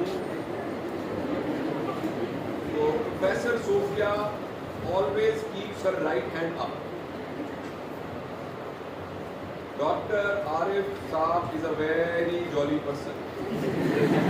A person in a black shirt on the back is angry, right? Now, इस तस्वीर की आपको क्या रिकॉर्ड है कि इस तस्वीर को देखकर एक वक्त में क्या हो रहा है वो तो पता चल सकता है, लेकिन क्या ये आपका एक्चुअली नॉर्मल बिहेवियर है ये तो पता नहीं चल सकता। तो हर वो स्टडी डिजाइन जिसमें एक वक्त में क्या हो रहा है उसको पता चलाना हो, उसको हम क्रॉस सेक्शन कहते हैं। For example, what is the incidence of corona patients in Bahawalpur region? एक स्नैपशॉट, आपने 300 वर्कर निकले जिन्होंने जाके तमाम अस्पताल और डिस्पेंसरी में जाके डाटा इकट्ठा कर लिया। This will be called cross section. What is the incidence of anemia? What is infant malaria? What is the incidence of smoking in students of Qaeda Medical College? This will be a snapshot. और इस तरह की study की design करना पड़ता है जब भी हम कोई पायलट स्टडीज करते हैं। ऐसी स्टडीज करते हैं जिनकी बेस पर आगे हमें फर्दर स्टडी करनी हो, उसको डाटा इकट्ठा करने की जो स्टडी की जाती है उसका नाम क्रॉस सेक्शन है। आई होप आपको तीनों समझ में आ गए। केस रिपोर्ट क्या होता है, केस सीरीज क्या होता है और क्रॉस सेक्शनल क्या होता है। अच्छा, अब ये जो एनालिटिक है ये 2 तरह के, एक ऑब्जर्वेशनल, एक एक्सपेरिमेंट। देखिए मैं मिसाल दूं, वही वाली मिसाल, मैं इस कमरे में आया और आके मैंने ये ऑब्जर्वेशन, मैं सिर्फ ऑब्जर्व करूं इस तरफ। There are only 4 gentlemen on this side, and there are all gentlemen, around 15 girls, and rest of them are gentlemen. इस तरफ इतने % लोगों ने हिजाब किया हुआ और जितने भी लोग हैं उनमें से एक की दाढ़ी है। इधर 15% की दाढ़ी है, 10% ने ऐनक लगाई हुई है। ये जो मैं कुछ कर रहा हूँ ये ऑब्जर्वेशन, मैं कुछ भी नहीं कर रहा, चेंज नहीं कर रहा, आपको ऑल्टर नहीं कर रहा। इस ऑब्जर्वेशन की बेस पर मैं नतीजा निकालूंगा कि इस तरफ लड़कियां ज्यादा बैठी हुई हैं तो ये शोर कम हो रहा है, इधर शोर ज्यादा हो रहा है, लिहाजा लड़के ज्यादा शोर हैं। और लड़कियां शोर कम करती हैं, लड़कियां बिल्कुल खामोश रहती हैं, लड़के for example I don't mean it though तो इस तरह नो आई तो I try to be okay. अच्छा, अगर ये वाली जो स्टडी है इसको हम एक्चुअली ऑब्जर्वेशनल स्टडी है और इस स्टडी की दो किस्में हैं। एक है कोहॉर्ट। कोहॉर्ट से ना घबराइए मत, नहीं कोहॉर्ट का क्या मतलब? कोहॉर्ट का मतलब है a group of people or objects or anything which has got same characters. लिहाजा incidence of heart attack in patient with hypertension, तो वो जो hypertension वाला एक ग्रुप था वो कोहॉर्ट से, यानी किसी एक लोगों को हम ले लें और उसको बैकवर्ड या फॉरवर्ड फॉलो करें तो उस स्टडी डिजाइन को हम कोहॉर्ट में, सो सिंपल। यानी जो बैकवर्ड फॉरवर्ड का मतलब यह है कि वो तमाम लोग जिनको हाइपरटेंशन थी, उनको हार्ट अटैक हुआ कि नहीं हुआ, पिछले 5 साल का रिकॉर्ड हमने हॉस्पिटल का देख लिया, तो इसको हम एक्चुअली रिट्रोस्पेक्टिव स्टडी या बैकवर्ड स्टडी कहते हैं। और हमने आज से करके अब जो आएंगे ब्लड प्रेशर वाले उनको रिकॉर्ड कर लिया, तो इसको हम एक्चुअली रिट्रोस्पेक्टिव स्टडी कहते हैं। मतलब कि दोनों स्टडीज का नाम कोहॉर्ट स्टडी है। अच्छा, कोहॉर्ट स्टडी के अंदर सिर्फ प्रॉब्लम ये है कि आपको समझ में आता है ये मैंने बता दिया। कोहॉर्ट स्टडी के अंदर सिर्फ एक क्रॉस सेक्शन मैंने आपको बताया। अच्छा, देखिए कोहॉर्ट स्टडी यही थी जो मैंने आपको बताया, ये हेल्दी पीपल, कितनों को बीमारी हुई कितनों को नहीं, इस तरह। इसमें वही प्रॉब्लम है जो कंफाउंडर्स वाला प्रॉब्लम था कि ये हो सकता है कि कुछ लोग ऐसे थे जिनको हार्ट अटैक हुआ मगर उनको ब्लड प्रेशर ना भी होता तब भी उनको हार्ट अटैक हो जाता, लिहाजा हमारा डाटा तो ठीक नहीं है। लिहाजा कोहॉर्ट स्टडी का एक अगला वर्जन है जिसे केस कंट्रोल स्टडी कहते हैं। कोहॉर्ट स्टडी में हमने 100 बंदे लिए और उनको फॉलो किया कि उनको हार्ट अटैक हुआ कि नहीं हुआ। हमने एक ग्रुप और लिया कि जिनको हाइपरटेंशन नहीं थी उनमें देखा कि हार्ट अटैक हुआ कि नहीं हुआ, या हमने अदर में किया, एक और ग्रुप लिया जिनको हार्ट अटैक हुआ था और देखा कि उनके अंदर हाइपरटेंशन थी कि नहीं थी। और instead of giving a linear result कि कितने लोगों को हाइपरटेंशन था उनमें से कितनों को हार्ट अटैक हुआ, हमने ये नहीं किया, हमने उस वाले को इसको स्टैटिस्टिकली कंपेयर किया। और अगर सिग्निफिकेंट लोगों को हाइपरटेंशन के बगैर भी हार्ट अटैक हो गया था तो अब हम कह सकते हैं कि चाहे हाइपरटेंशन में से 20% को हुआ, मगर ये हम नहीं कह सकते कि हाइपरटेंशन की वजह से हार्ट अटैक होता है। जब हम स्टडी को इस तरीके से डिजाइन करते हैं तो इसका नाम होता है case control. I hope you understood that. Cohort is just one cause and finding the effect, whereas case control is cause, finding the effect, and then having a group which had an effect but did not have the cause, or which had the cause but did not have the effect, and then comparing it with statistically and then making a conclusion is called a case control study. जब आप research करते रहेंगे तो आपको फौरन समझ में आ जाएगा, जब आप बार बार हमें दावत में बुलाते रहेंगे फिर आपको समझ में आ जाएगा दिखाने में करने की technique. I hope you understood. Okay? अब जो एक्सपेरिमेंटल स्टडीज थी, अब ये किया कि मैंने यहाँ आके देखा कि ये लड़के जो हैं कम शोर मचा रहे हैं, लड़कियां कम शोर मचा रही हैं, तो उसमें से 10 बंदों को उठा के मैंने इधर कर दिया और 10 लड़कियों को उधर कर दिया। तो अब मैंने देखा जब इधर शोर ज्यादा होना शुरू हो गया, तो इस एक्सपेरिमेंट से ये पता लगा कि हाँ बात सही थी, लड़के ज्यादा शोर मचाते हैं। तो जब हम एक रिसर्चर इंटरफियर कोई नहीं करता, सिर्फ ऑब्जर्व करता है, तो वो ये वाली स्टडीज होती है, ये वाली। और जब वो एक्सपेरिमेंट भी करने लग जाता है, किसी को ए ड्रेसिंग दी, किसी को बी दी, फिर देखा क्या हुआ, इसको हम कहते हैं एक्सपेरिमेंटल स्टडी। और ये प्रिवेंटिव भी हो सकती है और थेराप्यूटिक इस डिटेल में नहीं जाते, सिर्फ आप इतना याद रखिए। अब इसमें से कौन सा स्टडी डिजाइन आप चूज करेंगे, जब आप रिसर्च पेपर लिखते हैं उसमें लिखा होता है this is a prospective cohort study randomised studies. तो आई एम श्योर कि आपको ये सब आपको पहले पता है, आपको अब समझ में आ जाएगी इस फिक्रे का क्या मतलब है और आप जब डिजाइन करेंगे तो कैसे बताएंगे। अब ये जो एक्सपेरिमेंटल है ना, ये फिर दो तरह की होती है, एक रैंडम एक नॉन रैंडम। इसको आप स्किप करें, फिलहाल स्किप करें आप, बुक से बता देता हूँ कि रैंडम का मतलब ये होता है कि जब आपने एक मरीज को देखना है कि इफेक्ट ऑफ पैरासिटामोल और पॉन्स्टॉन ऑन हेडेक, तो अब जिसको पॉन्स्टान मिल रही है उसको भी पता है कि मुझे पॉन्स्टान मिल रही है, और जिसको पैरास्टॉल मिल रही है उसको भी पता है, डॉक्टर को भी पता है। तो इस तरह की स्टडी को एक्चुअली हम नॉन ब्लाइंड स्टडी करेंगे। अगर मरीज को नहीं पता कि मुझे क्या मिल रही है, लेकिन डॉक्टर को पता है कि क्या, मरीज को गोली मिल रही है, उसको नहीं पता कि ये वो है, ताकि उसका बायस उसमें से निकल जाए, तो इसको हम सिंगल ब्लाइंड कहते हैं। अब मुझे भी नहीं पता, मरीज को भी, डॉक्टर को भी नहीं पता, इसको भी एक पूरी दी गई है डॉक्टर को कि ये दे देना, उसको नहीं पता वो ए लिखा हुआ है, पता नहीं पैरासिटामोल है कोरोना, कोई और रिसर्च कर रहा है, तो इसको हम डबल ब्लाइंड। और जो एफडीए अप्रूवल के लिए एक्चुअली हमें ट्रिपल ब्लाइंड चाहिए कि वो जो बना के दे रहे हैं उसको भी, फिर एफडीए अप्रूवल होती है। तो इसको हम डबल ब्लाइंड और सिंगल ब्लाइंड कहते हैं। और रैंडमाइज का मतलब ये होता है कि उन ग्रुप ऑफ मरीजों में से, यानी इक्वल चांस है हर मरीज का कि उसको पॉन्स्टान मिलेगी या पैरासिटामोल मिलेगी, तो हम उसको रैंडमाइज कहते हैं। और नॉन रैंडमाइज ये है कि हमने पहले ही फैसला कर लिया कि इन 50 को हम पैरासिटामोल देंगे, तो पहले केस में पर्चियां निकालेंगे, जिसकी पर्ची कितनी वो देंगे, तो उसको हम रैंडमाइज कहते हैं। आई होप आप समझ गए। Okay,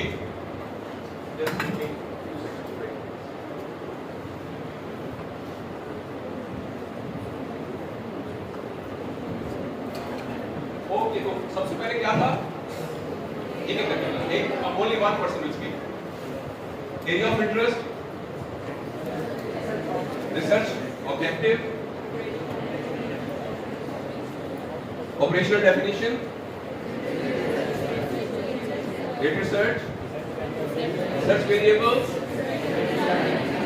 study design. अच्छा, अब स्टडी डिजाइन कर लिया, अब हमने सैंपल को कैसे सिलेक्ट करना है। अब इन्होंने खाना पका लिया, अब इन्होंने खाना सर्व करने से पहले पता चलना है कि खाने का जो देखता था सारे चावल गल गए हैं कि नहीं गल गए। रिसर्च यही है ना, ये सही है कि नहीं। तो सारे के सारे चावल गल गए हैं कि नहीं गल गए, इसको कंफर्म करने का आसान तरीका डॉक्टर प्रियाल के पास क्या है कि सारा देश का खा ले और फिर कहें कि हाँ गल गए, राइट। अब आपने पूरे पाकिस्तान में स्टडी की है, हर बंदे के पास जाएं और उसके वेरिएबल के, बहुत से सुनिएगा, बड़ी अहम बात है, और आप उसके वेरिएबल्स को चेक करें तो आपको पता लग जाएगा कि क्या ट्रूथ है क्या नहीं ट्रूथ है। लेकिन ये प्रैक्टिकली पॉसिबल नहीं है। तो आप ये करते हैं कि जिस पॉपुलेशन में आप स्टडी कर रहे हैं उसमें से फैसला करते हैं कि मैं अगर 4 चम्मच खा लूं तो इसका मतलब ये होगा कि पूरी देग पकी हुई।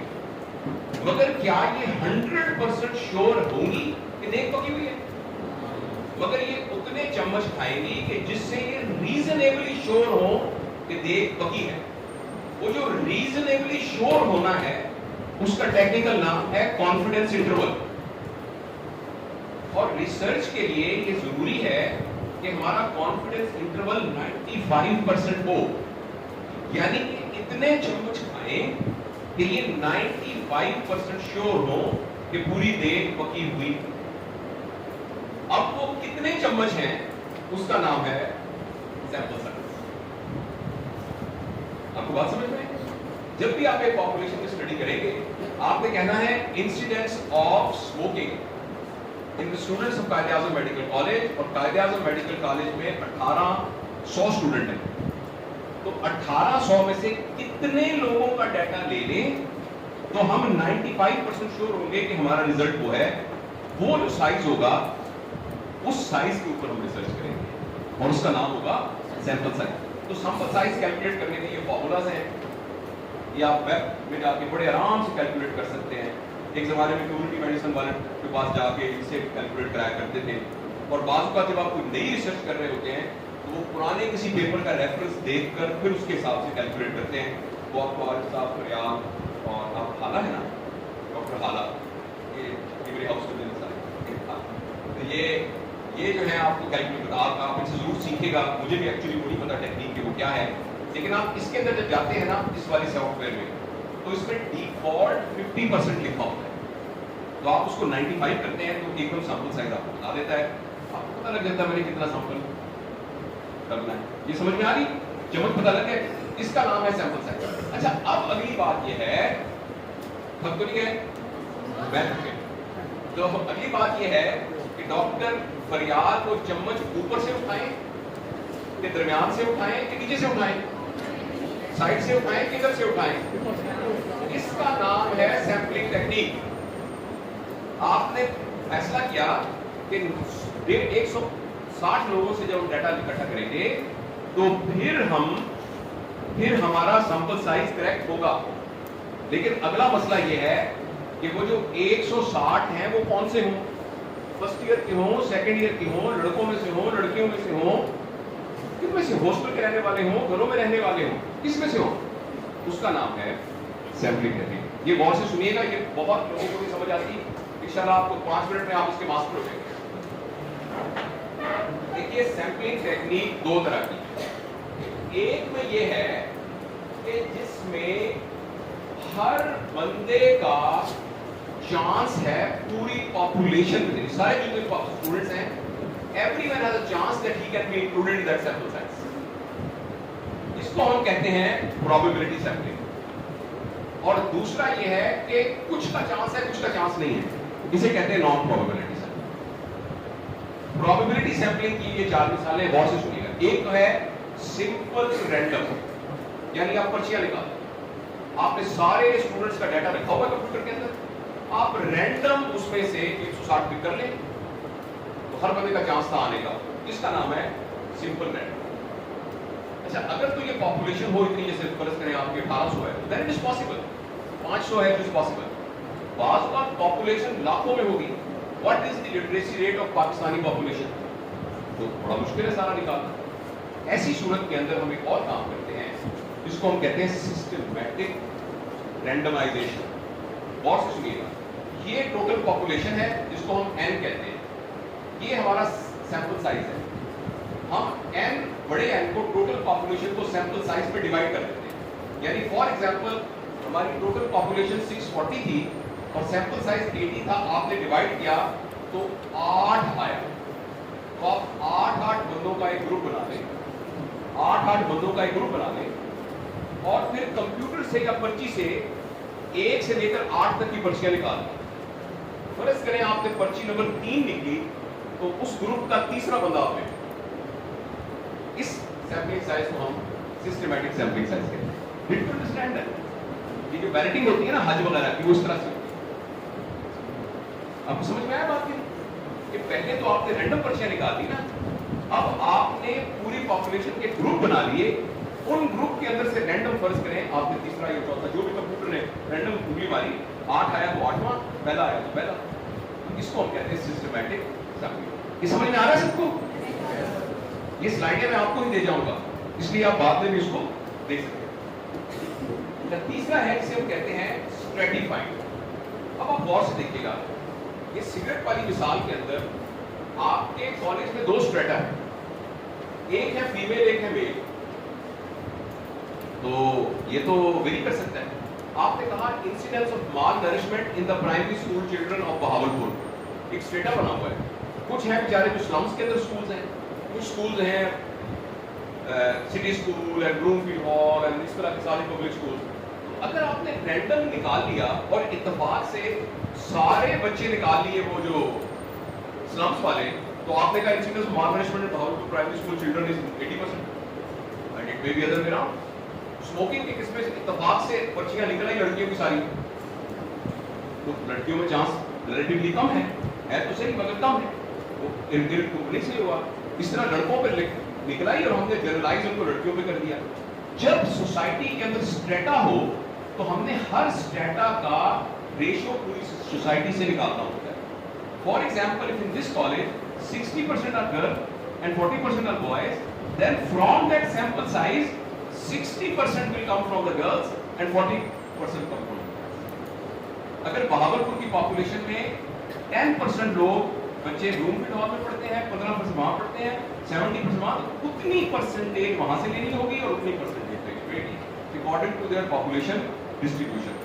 इसको हम कहते हैं स्ट्रेटिफाइड सैंपलिंग। और पास दफा ऐसा होता है कि स्ट्रेटा नहीं होते, क्लस्टर होते। क्लस्टर का मतलब है ब्लूमफील्ड हॉल, सिटी स्कूल, ये एक ही क्लस्टर है, ये एक ही टाइप के स्कूल है। और वो एक ही टाइप के स्कूल है, तो इंस्टेड ऑफ हर स्कूल से लेने के आप उस क्लस्टर में से ले लेते हैं। इसको हम क्लस्टर सेट करते हैं।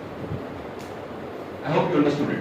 थोड़ा सा डील होता जा रहा है, तो आप एक मिनट जरा उठ के खड़े हो गए, सब लोग खड़े हो गए, do like this the way I am doing it. Yes bar, okay, thank you very much, thank you, बैठ। थोड़ा सा ब्लड सर्कुलेशन में आया होगा। ओके फाइन, ये सैम्पलिंग टेक्निक है, आपको समझ में आया बेटा? ये 4 टेक्निक्स हैं जो रैंडम टेक्निक है। अच्छा, हमारी जो क्लिनिकल रिसर्च है अक्सर वो नॉन प्रोबेबिलिटी होती है। ये गौर से सुनिएगा, मैंने 50 बंदे लेने हैं हेमोरॉइड की स्टडी के लिए, 50 जो सैंपल की साइज आया है। मैं ये करता हूं जो पहले 50 आए वो लेनी है। अब जितनी पॉपुलेशन में स्टडी करना था सबका चांस तो नहीं है उसमें, लेकिन जो पहले 50 आ गए इसको कहते हैं कंजर्वेटिव। ये साइंटिफिकली ठीक तो है मगर लेवल इसका लो। दूसरा है कन्वीनियंस। आपका आउटडोर होता है मंडे को और वेडनेसडे को, आपने जो मंडे और वेडनेसडे को आया वो ले, इसको हम कहते हैं कन्वीनियंट। और एक होता है पर्पसिव, आपने अपने यूनिट का, दूसरे आई के यूनिट का, सीएमएच के आई के यूनिट का, शायद इस्लाम के आई के यूनिट का कहा गया जो भी पेशेंट हेमोरॉइड का आए ना वो मुझे दे दे, इसको हम कहते हैं। और आपने 50 को ले, इसको कहते हैं। तो ये तीनों टेक्निक्स जो है ये नॉन प्रोबेबिलिटी है और ये अब आपको समझ में आया चमचे कहां से लेने हैं? आपको देखिए अभी तक आपको क्या पता लगा है? एरिया ऑफ इंटरेस्ट, फिर रिसर्च ऑब्जेक्टिव, फिर वेरिएबल्स, फिर लिटरेचर रिसर्च, फिर वेरिएबल्स, फिर स्टडी डिजाइन, फिर सैंपल साइज, और फिर सैंपल लेना कहां से है। देखो आप रिसर्च के कितने करीब पहुंच गए हो। अब आपके सैंपल लेने कहां से है। इसके बाद नेक्स्ट है फिर डाटा कलेक्टिंग टूल। अब आपने क्या करना है? अब आपने ये करना है, ये है डाटा कलेक्टिंग टूल, या क्वेश्चनर बनाना है या आपने सर्वे करना है। क्वेश्चनर ये होता है कि आप लिखा हुआ किसी को दे देंगे, फिल करके दे देंगे, और सर्वे ये है कि आप खुद जाके एक से अपना फॉर्म फिल करवा लें, जिनमें आपने वो वेरिएबल लिखे थे, जिनमें आपने वो कंपाउंडर्स लिखे थे, और जिस पॉपुलेशन से लेना था आप उनसे जाके डेटा। आजकल you can do it through computer. ये दोनों में से ऑथेंटिक कौन से हैं? सर्वे रिपोर्ट ऑथेंटिक ना। मैं फर्ज करें आपके पर्सनल बिहेवियर के बारे में आपको क्वेश्चन दे रहा हूं कि how many times in a day you tell a lie? Never, very very rarely. But हो सकता है मैं जब सर्वे कर रहा हूं तो मैं ज्यादा एक ह्यूमन यानी वो जो एरर है दरमियान में उसको मिटिगेट कर सकता हूं। तो सर्वे is always better than actually. और फिर ये कि क्वेश्चनर में निगलेक्ट चांस बहुत होता है। आपका फॉर्म आया, आपको याद ही नहीं रखा, आपको घुमा दिया, नहीं किया, तो ये अच्छा ये तो था क्वांटिटेटिव रिसर्च। मैं क्वालिटी में ज्यादा नहीं जाना चाहता, टाइम ज्यादा हो गया है। क्वालिटी काफी बहुत सीरियस बात करनी है थोड़ी सी। I hope will finish in time. जो क्वालिटेटिव रिसर्च है, क्वालिटेटिव रिसर्च में जो डाटा कलेक्टिंग टूल्स हैं वो है इंटरव्यूज, और वो होते हैं फोकल ग्रुप डिस्कशन, और इसलिए वो बहुत ही कॉम्प्लेक्स और मुश्किल काम होता है। तो उसको सिर्फ आपको बताने के लिए मैंने कहा है, आपके पर्पस के लिए क्वेश्चनर्स और कोई। अच्छा, जब आपने डाटा कलेक्ट कर लिया, अब क्या करना है? Carry on the data collection. वो आप खुद भी कर सकते हैं, आप बंदे हायर भी कर सकते हैं, आप ईमेल के थ्रू भी कर सकते हैं, आप किसी तरीके से कर सकते हैं, राइट? अच्छा, अब जब डाटा आपने कलेक्ट, हम तकरीबन आखिर में आ गए हैं। अब जब हमने डाटा कलेक्ट कर लिया, इतना भी आखिर नहीं है, तो बैठ जाओ, कुछ नहीं हो रहा।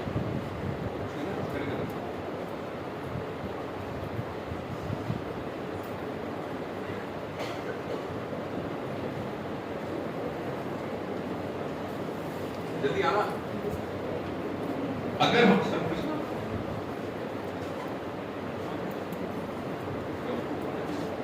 आ जाओ बेटा, थोड़ा इंटरप्ट हो जाएगा सारा। असल तो अभी पता लगेगा कि हीरो की शादी हीरो से होनी है। मतलब दुखी एंड है या खुशी एंड है, वो एंड में ना ख्याल में। ओके, तो दूसरा एक, I don't want him to miss this, this is also very important. अब जो डाटा आपके पास आया है वो किस फॉर्म में आया है? एक बैग है जिसमें फॉर्म पड़े हुए हैं, या एक्सेल की शीट है जिसके ऊपर डाटा पड़ा है। अब इस डाटा को हमने प्रिपेयर करना है ताकि उसका एनालिसिस किया जाए। उस डाटा का मतलब भी तो निकालना है ना हमने। उसके लिए ये हम करते हैं कि जिस किस्म का डाटा है उस किस्म का एक्चुअली फॉर्म में उसको कन्वर्ट करते हैं। आपको मेरी बात समझ में आ रही है? जो डाटा आपका 1000 फॉर्म आपके पैकेट बैग में पड़े हुए हैं या कंप्यूटर पे हमने खानों में बना हुआ है, क्या वो फ्रीक्वेंसी, क्या वो जिस किस्म का डाटा है उसके हिसाब से हम या फ्रीक्वेंसी टेबल बनाते हैं या चार्ट बनाते हैं या ग्राफ बनाते हैं या हिस्टोग्राम्स बनाते हैं, वो आपको भी समझ में आ जाएगा। मसलन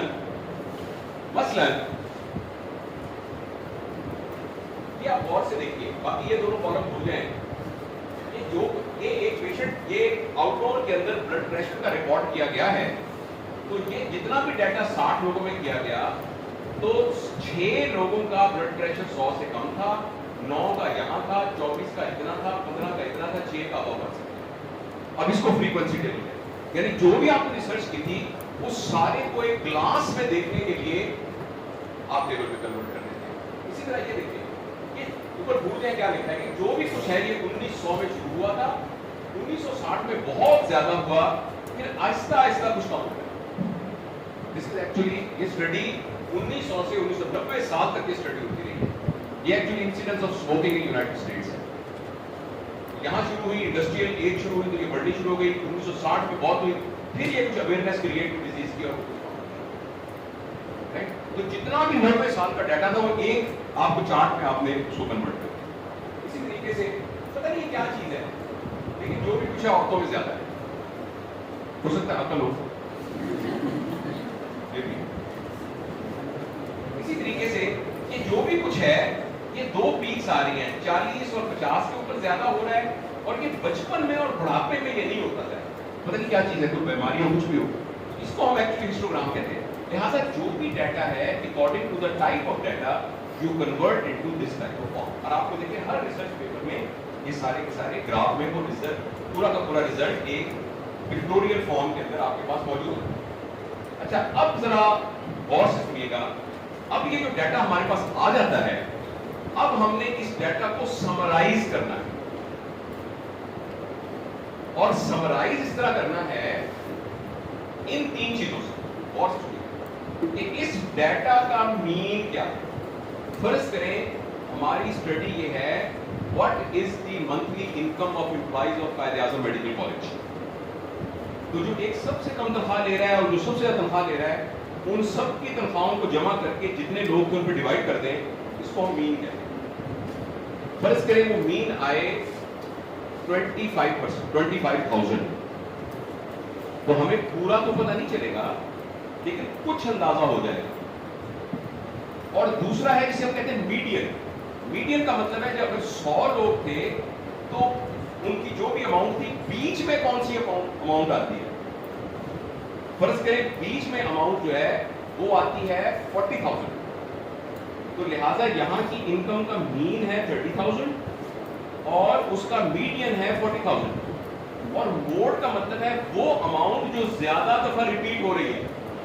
फर्ज करें ज्यादा दफा जो रिपीट हो रही है वो 20,000, तो उसको हम मोड कहते हैं।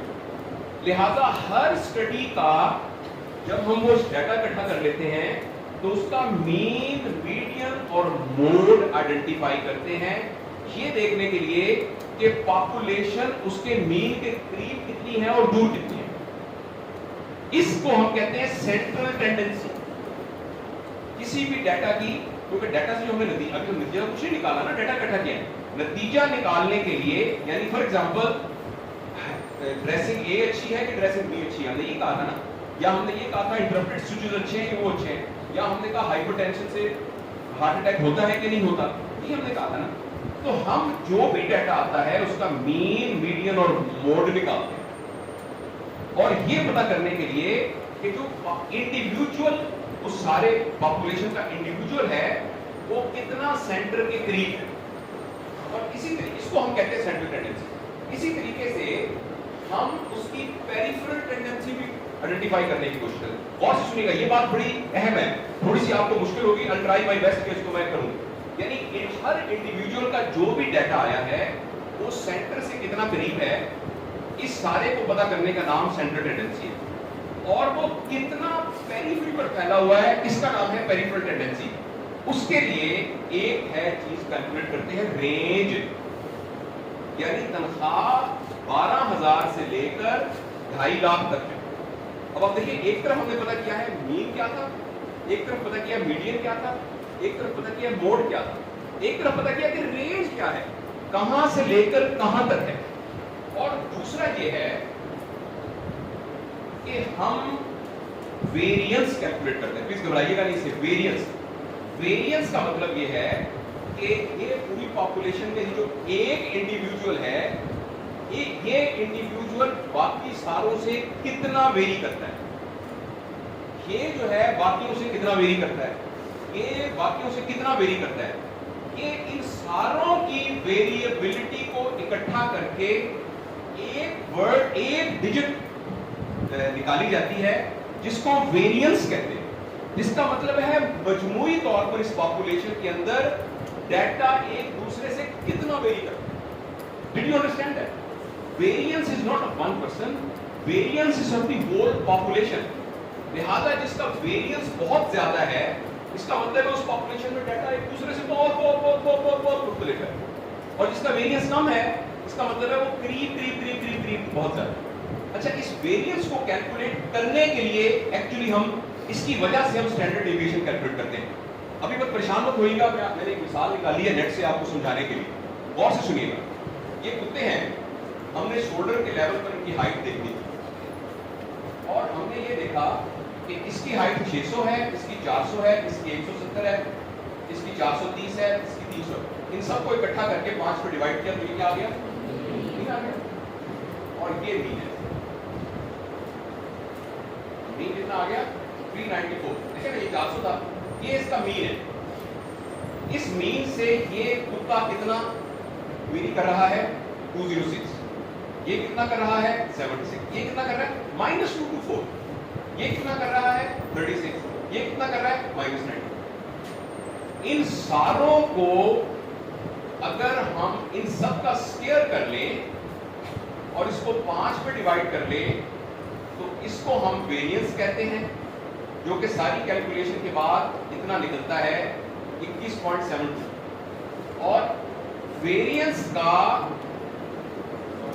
जो the standard deviation is square root of the variance. तो अब कंफ्यूज ना होइएगा, मैं ये कहता हूं, जो भी हमने निकाला था उसका जो स्क्वायर रूट है उसको हम स्टैंडर्ड डेविएशन। अब मैं आपको बताता हूं स्टैंडर्ड डेविएशन से मुराद क्यों निकाली जा रही है। स्टैंडर्ड जो डाटा हमने निकाला उसका मीन, मीडियन और मोड निकाला, उससे पता लगा कि हर बंदे का डाटा सेंटर से कितना करीब है।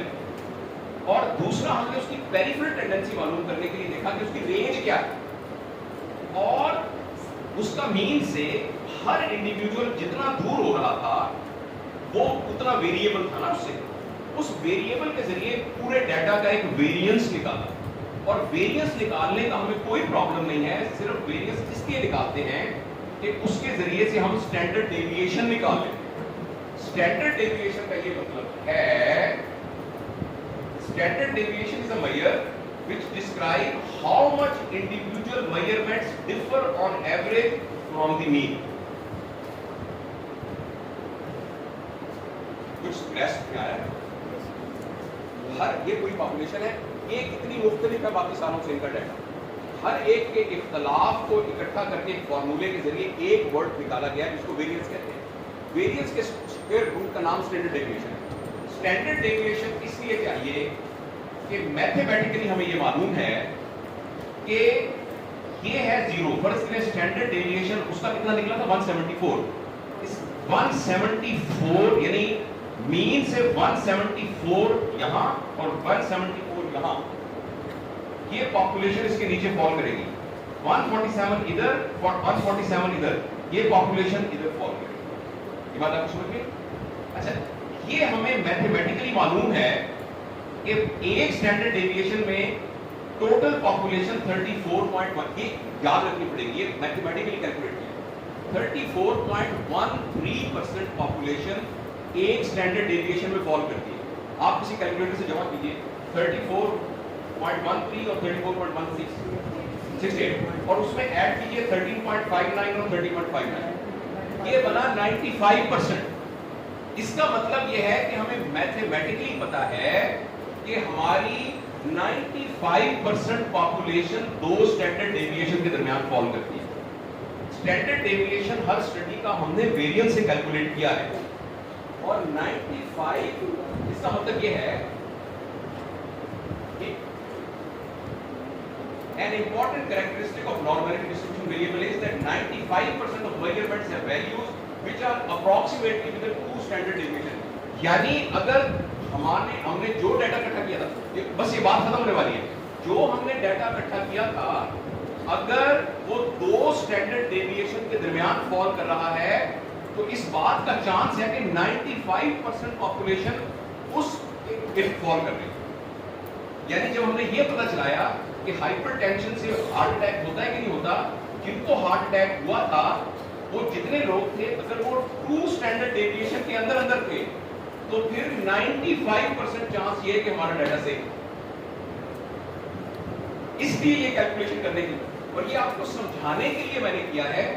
एक जबरदस्त हमारा दोस्त है जिसको SPSS कहते हैं, एक्चुअली ये सारा कुछ SPSS कैलकुलेट करता है, विच इज अ सॉफ्टवेयर।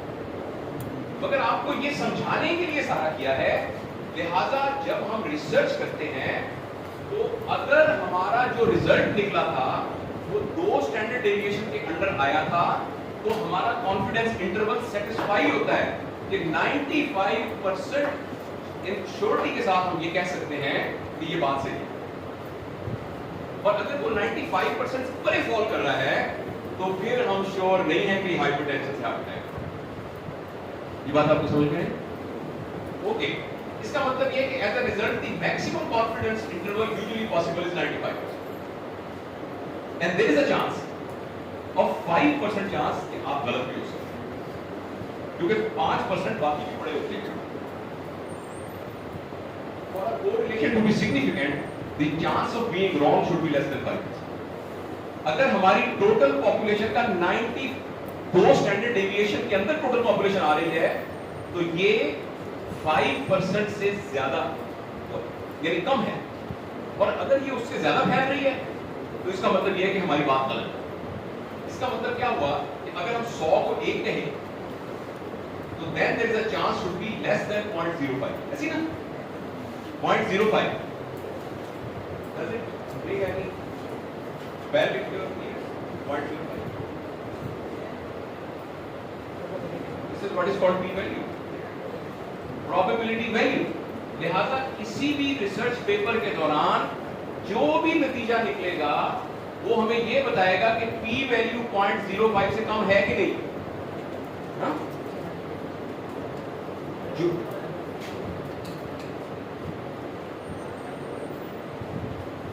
अगर हम 100 कहें पूरी पॉपुलेशन को और 100 को 1 कहें तो 5% का मतलब होगा 0.05, राइट। इन अदर वर्ड्स अगर एक स्टडी के दौरान जो हमने p वैल्यू प्रोबेबिलिटी वैल्यू को कैसे कैलकुलेट की थी, वो इस तरह कैलकुलेट की थी कि हमारी पॉपुलेशन का 95% जो कि स्टैंडर्ड डेविएशन से हमने पता चलाया था वो दो स्टैंडर्ड डेविएशन में फॉल करता था कि नहीं करता था। अगर 95 से ज्यादा उसमें फॉल कर रहा है तो p वैल्यू कम होगी, और अगर p वैल्यू 0.05% से कम हुई इसका मतलब है कि वो कॉज और इफेक्ट का पॉजिटिव रिलेशन है, और अगर वो 0.5 से ज्यादा हुई इसका मतलब वो बात गलत है। ये बात समझ में आई आपको? अब हम so for a correlation to be significant the p value has to be less than 1। आप समझ गए बात आपको? अच्छा, अब ये सब कुछ करके हम क्या करते हैं, अब आखिरी बात है, बिल्कुल आखिरी बात है, हम एक काम करते हैं कि ये सारा कुछ करके हम एक हाइपोथेसिस बनाते हैं। फॉर एग्जाम्पल हमने एक हाइपोथेसिस बनाई, suppose a study is being conducted to answer questions about difference between two regimes of management of diarrhea in children। एक था शुगर बेस्ड मॉडर्न ORS और दूसरा था टाइम टेस्टेड हर्बल सॉल्यूशन। तो लिहाजा एक क्वेश्चन ये हम करते हैं, in the population is there a difference in overall improvement between these two. हम इसको स्टडी करते हैं, इसको हम कहेंगे पॉपुलेशन हाइपोथेसिस। अब इसका जवाब क्या आएगा, गौर से सुनिएगा, इसका जवाब आएगा हाँ या ना। लेकिन जब हाँ कहेंगे हम तो क्या इसका मतलब है कि वो हर्बल बिल्कुल बेकार है और ORS बिल्कुल ठीक है? यानी आंसर होगा यस या नो। तो हमने तो ये कहा था कि भाई हम तो रिलेटिविस्ट पर्सपेक्टिव के आंसर होना चाहिए मे बी। फॉर एग्जांपल हम ये साबित करना चाहते हैं आरिफ जैदी साहब एक अच्छे इंसान हैं, ये हमारा रिसर्च क्वेश्चन है। हमने इसका सारा डाटा इकट्ठा किया, उसका जवाब ये आएगा अगर 0.5 से कम हुई पी वैल्यू कि आरिफ जैदी साहब अच्छे इंसान है। अगर 0.5 से ज्यादा हुआ तो जवाब क्या आएगा, आरिफ जैदी साहब अच्छे इंसान नहीं है। तो क्या ये बात इस तरह से कही जा सकती है? लिहाजा यहां आकर जितनी भी हमने रिसर्च की थी उसके अंदर रिलेटिव पर्सपेक्टिव डालने के लिए हम इसको रिवर्स कर देते हैं और हम ये हाइपोथेसिस नहीं बनाते कि आरिफ जैदी साहब अच्छे इंसान हैं। हाँ, ये हाइपोथेसिस ये बनाते हैं आरिफ जैदी साहब अच्छे इंसान नहीं। और जब डाटा उसको स्टडी करता है तो पी वैल्यू 0.05% से ज्यादा आती है। इसका मतलब यह है कि हमारा डाटा ये प्रूव नहीं करता कि आरिफ जैदी साहब अच्छे इंसान नहीं है, जिसका मतलब है आरिफ जैदी साहब अच्छे इंसान विद अ 95% इंटरवल। इसलिए स्टडी के अंदर हम हाइपोथेसिस नहीं बनाते, हम नल हाइपोथेसिस बनाते। जो बात हम साबित करना चाह रहे होते हैं उसकी उलट बात को हम हाइपोथेसिस करके डाटा के ऊपर डाल देते हैं। लिहाजा 90 हमारी स्टडी ने ये प्रूव नहीं किया विद 95 को कॉन्फिडेंस इंटरवल कि आरिफ जैदी साहब अच्छे इंसान नहीं है, ये प्रूव नहीं किया। जिसका कंक्लूजन ये है कि फॉर साइंटिफिक पर्पस ये इसका नाम है नल हाइपोथेसिस। अब ये गालबन आपकी 2 स्लाइडें हैं। अब हम ये करते हैं, ये हमने हाइपोथेसिस बनाई, इस हाइपोथेसिस में 95% इंटरवल डाला, ये हमने कंप्यूटर के अंदर ये टेस्ट होते हैं डिफरेंट टी टेस्ट दैट्स वो डाला, उससे हमने पी वैल्यू जनरेट कर ली। अगर पी वैल्यू 0.05% से कम आई तो नल हाइपोथेसिस रिजेक्ट हो गई, यानी कि हाइपोथेसिस एक्सेप्ट हो गई, अदरवाइज इट इज। ये सब कुछ कर लिया। पहला क्या था?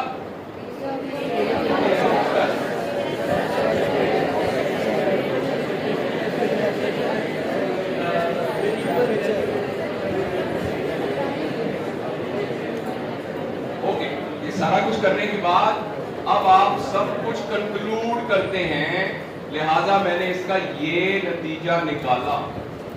और कंक्लूड करने के बाद आप बॉडी ऑफ नॉलेज में डालने से पहले आप इसको डिस्कस करें।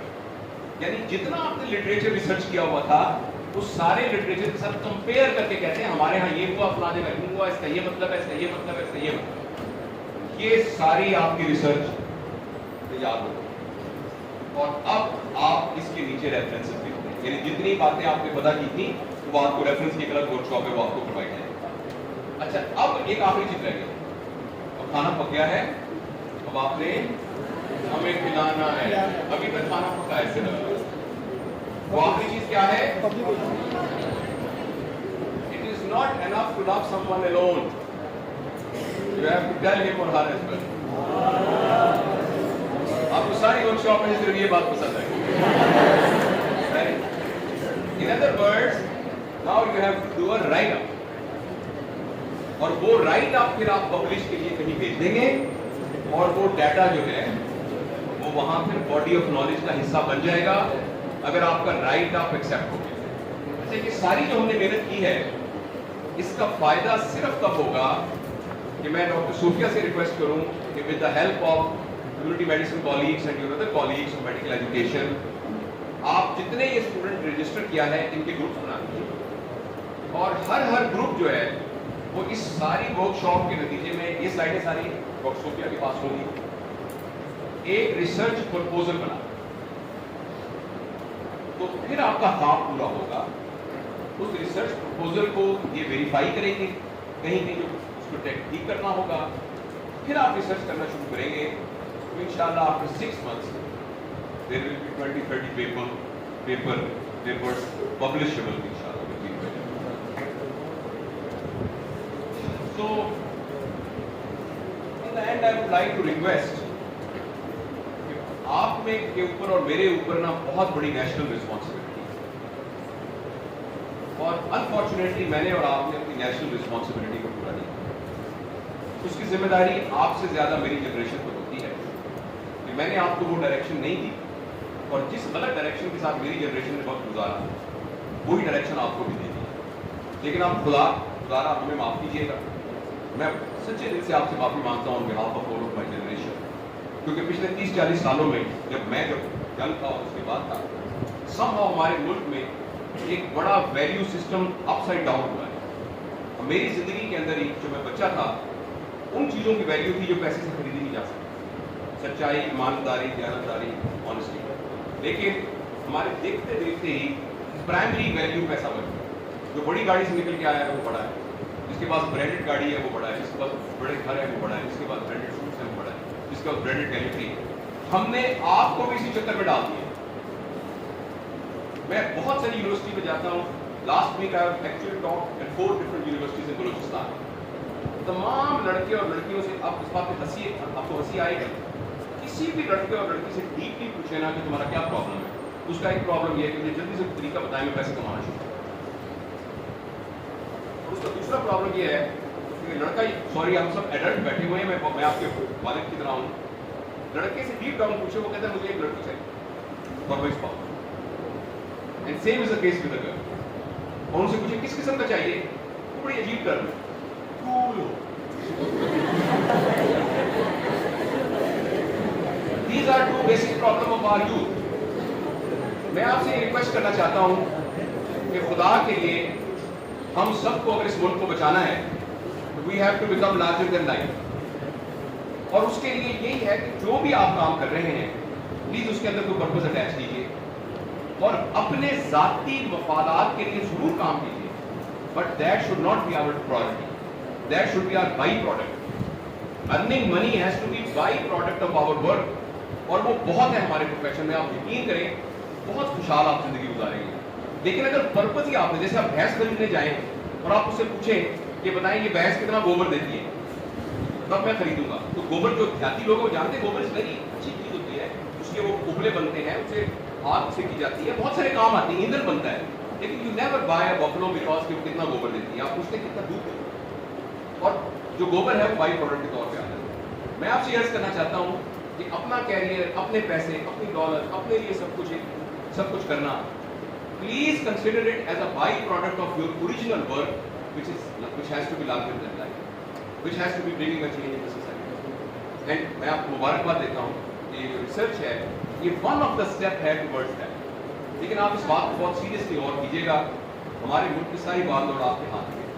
आज से 20 साल बाद सबकी पोजीशन पर आपके लोग बैठे होंगे, और अगर हमने अपना किबला आज दुरुस्त ना किया, तो एक्चुअली हमारा फ्यूचर बहुत। So thank you very much for having me.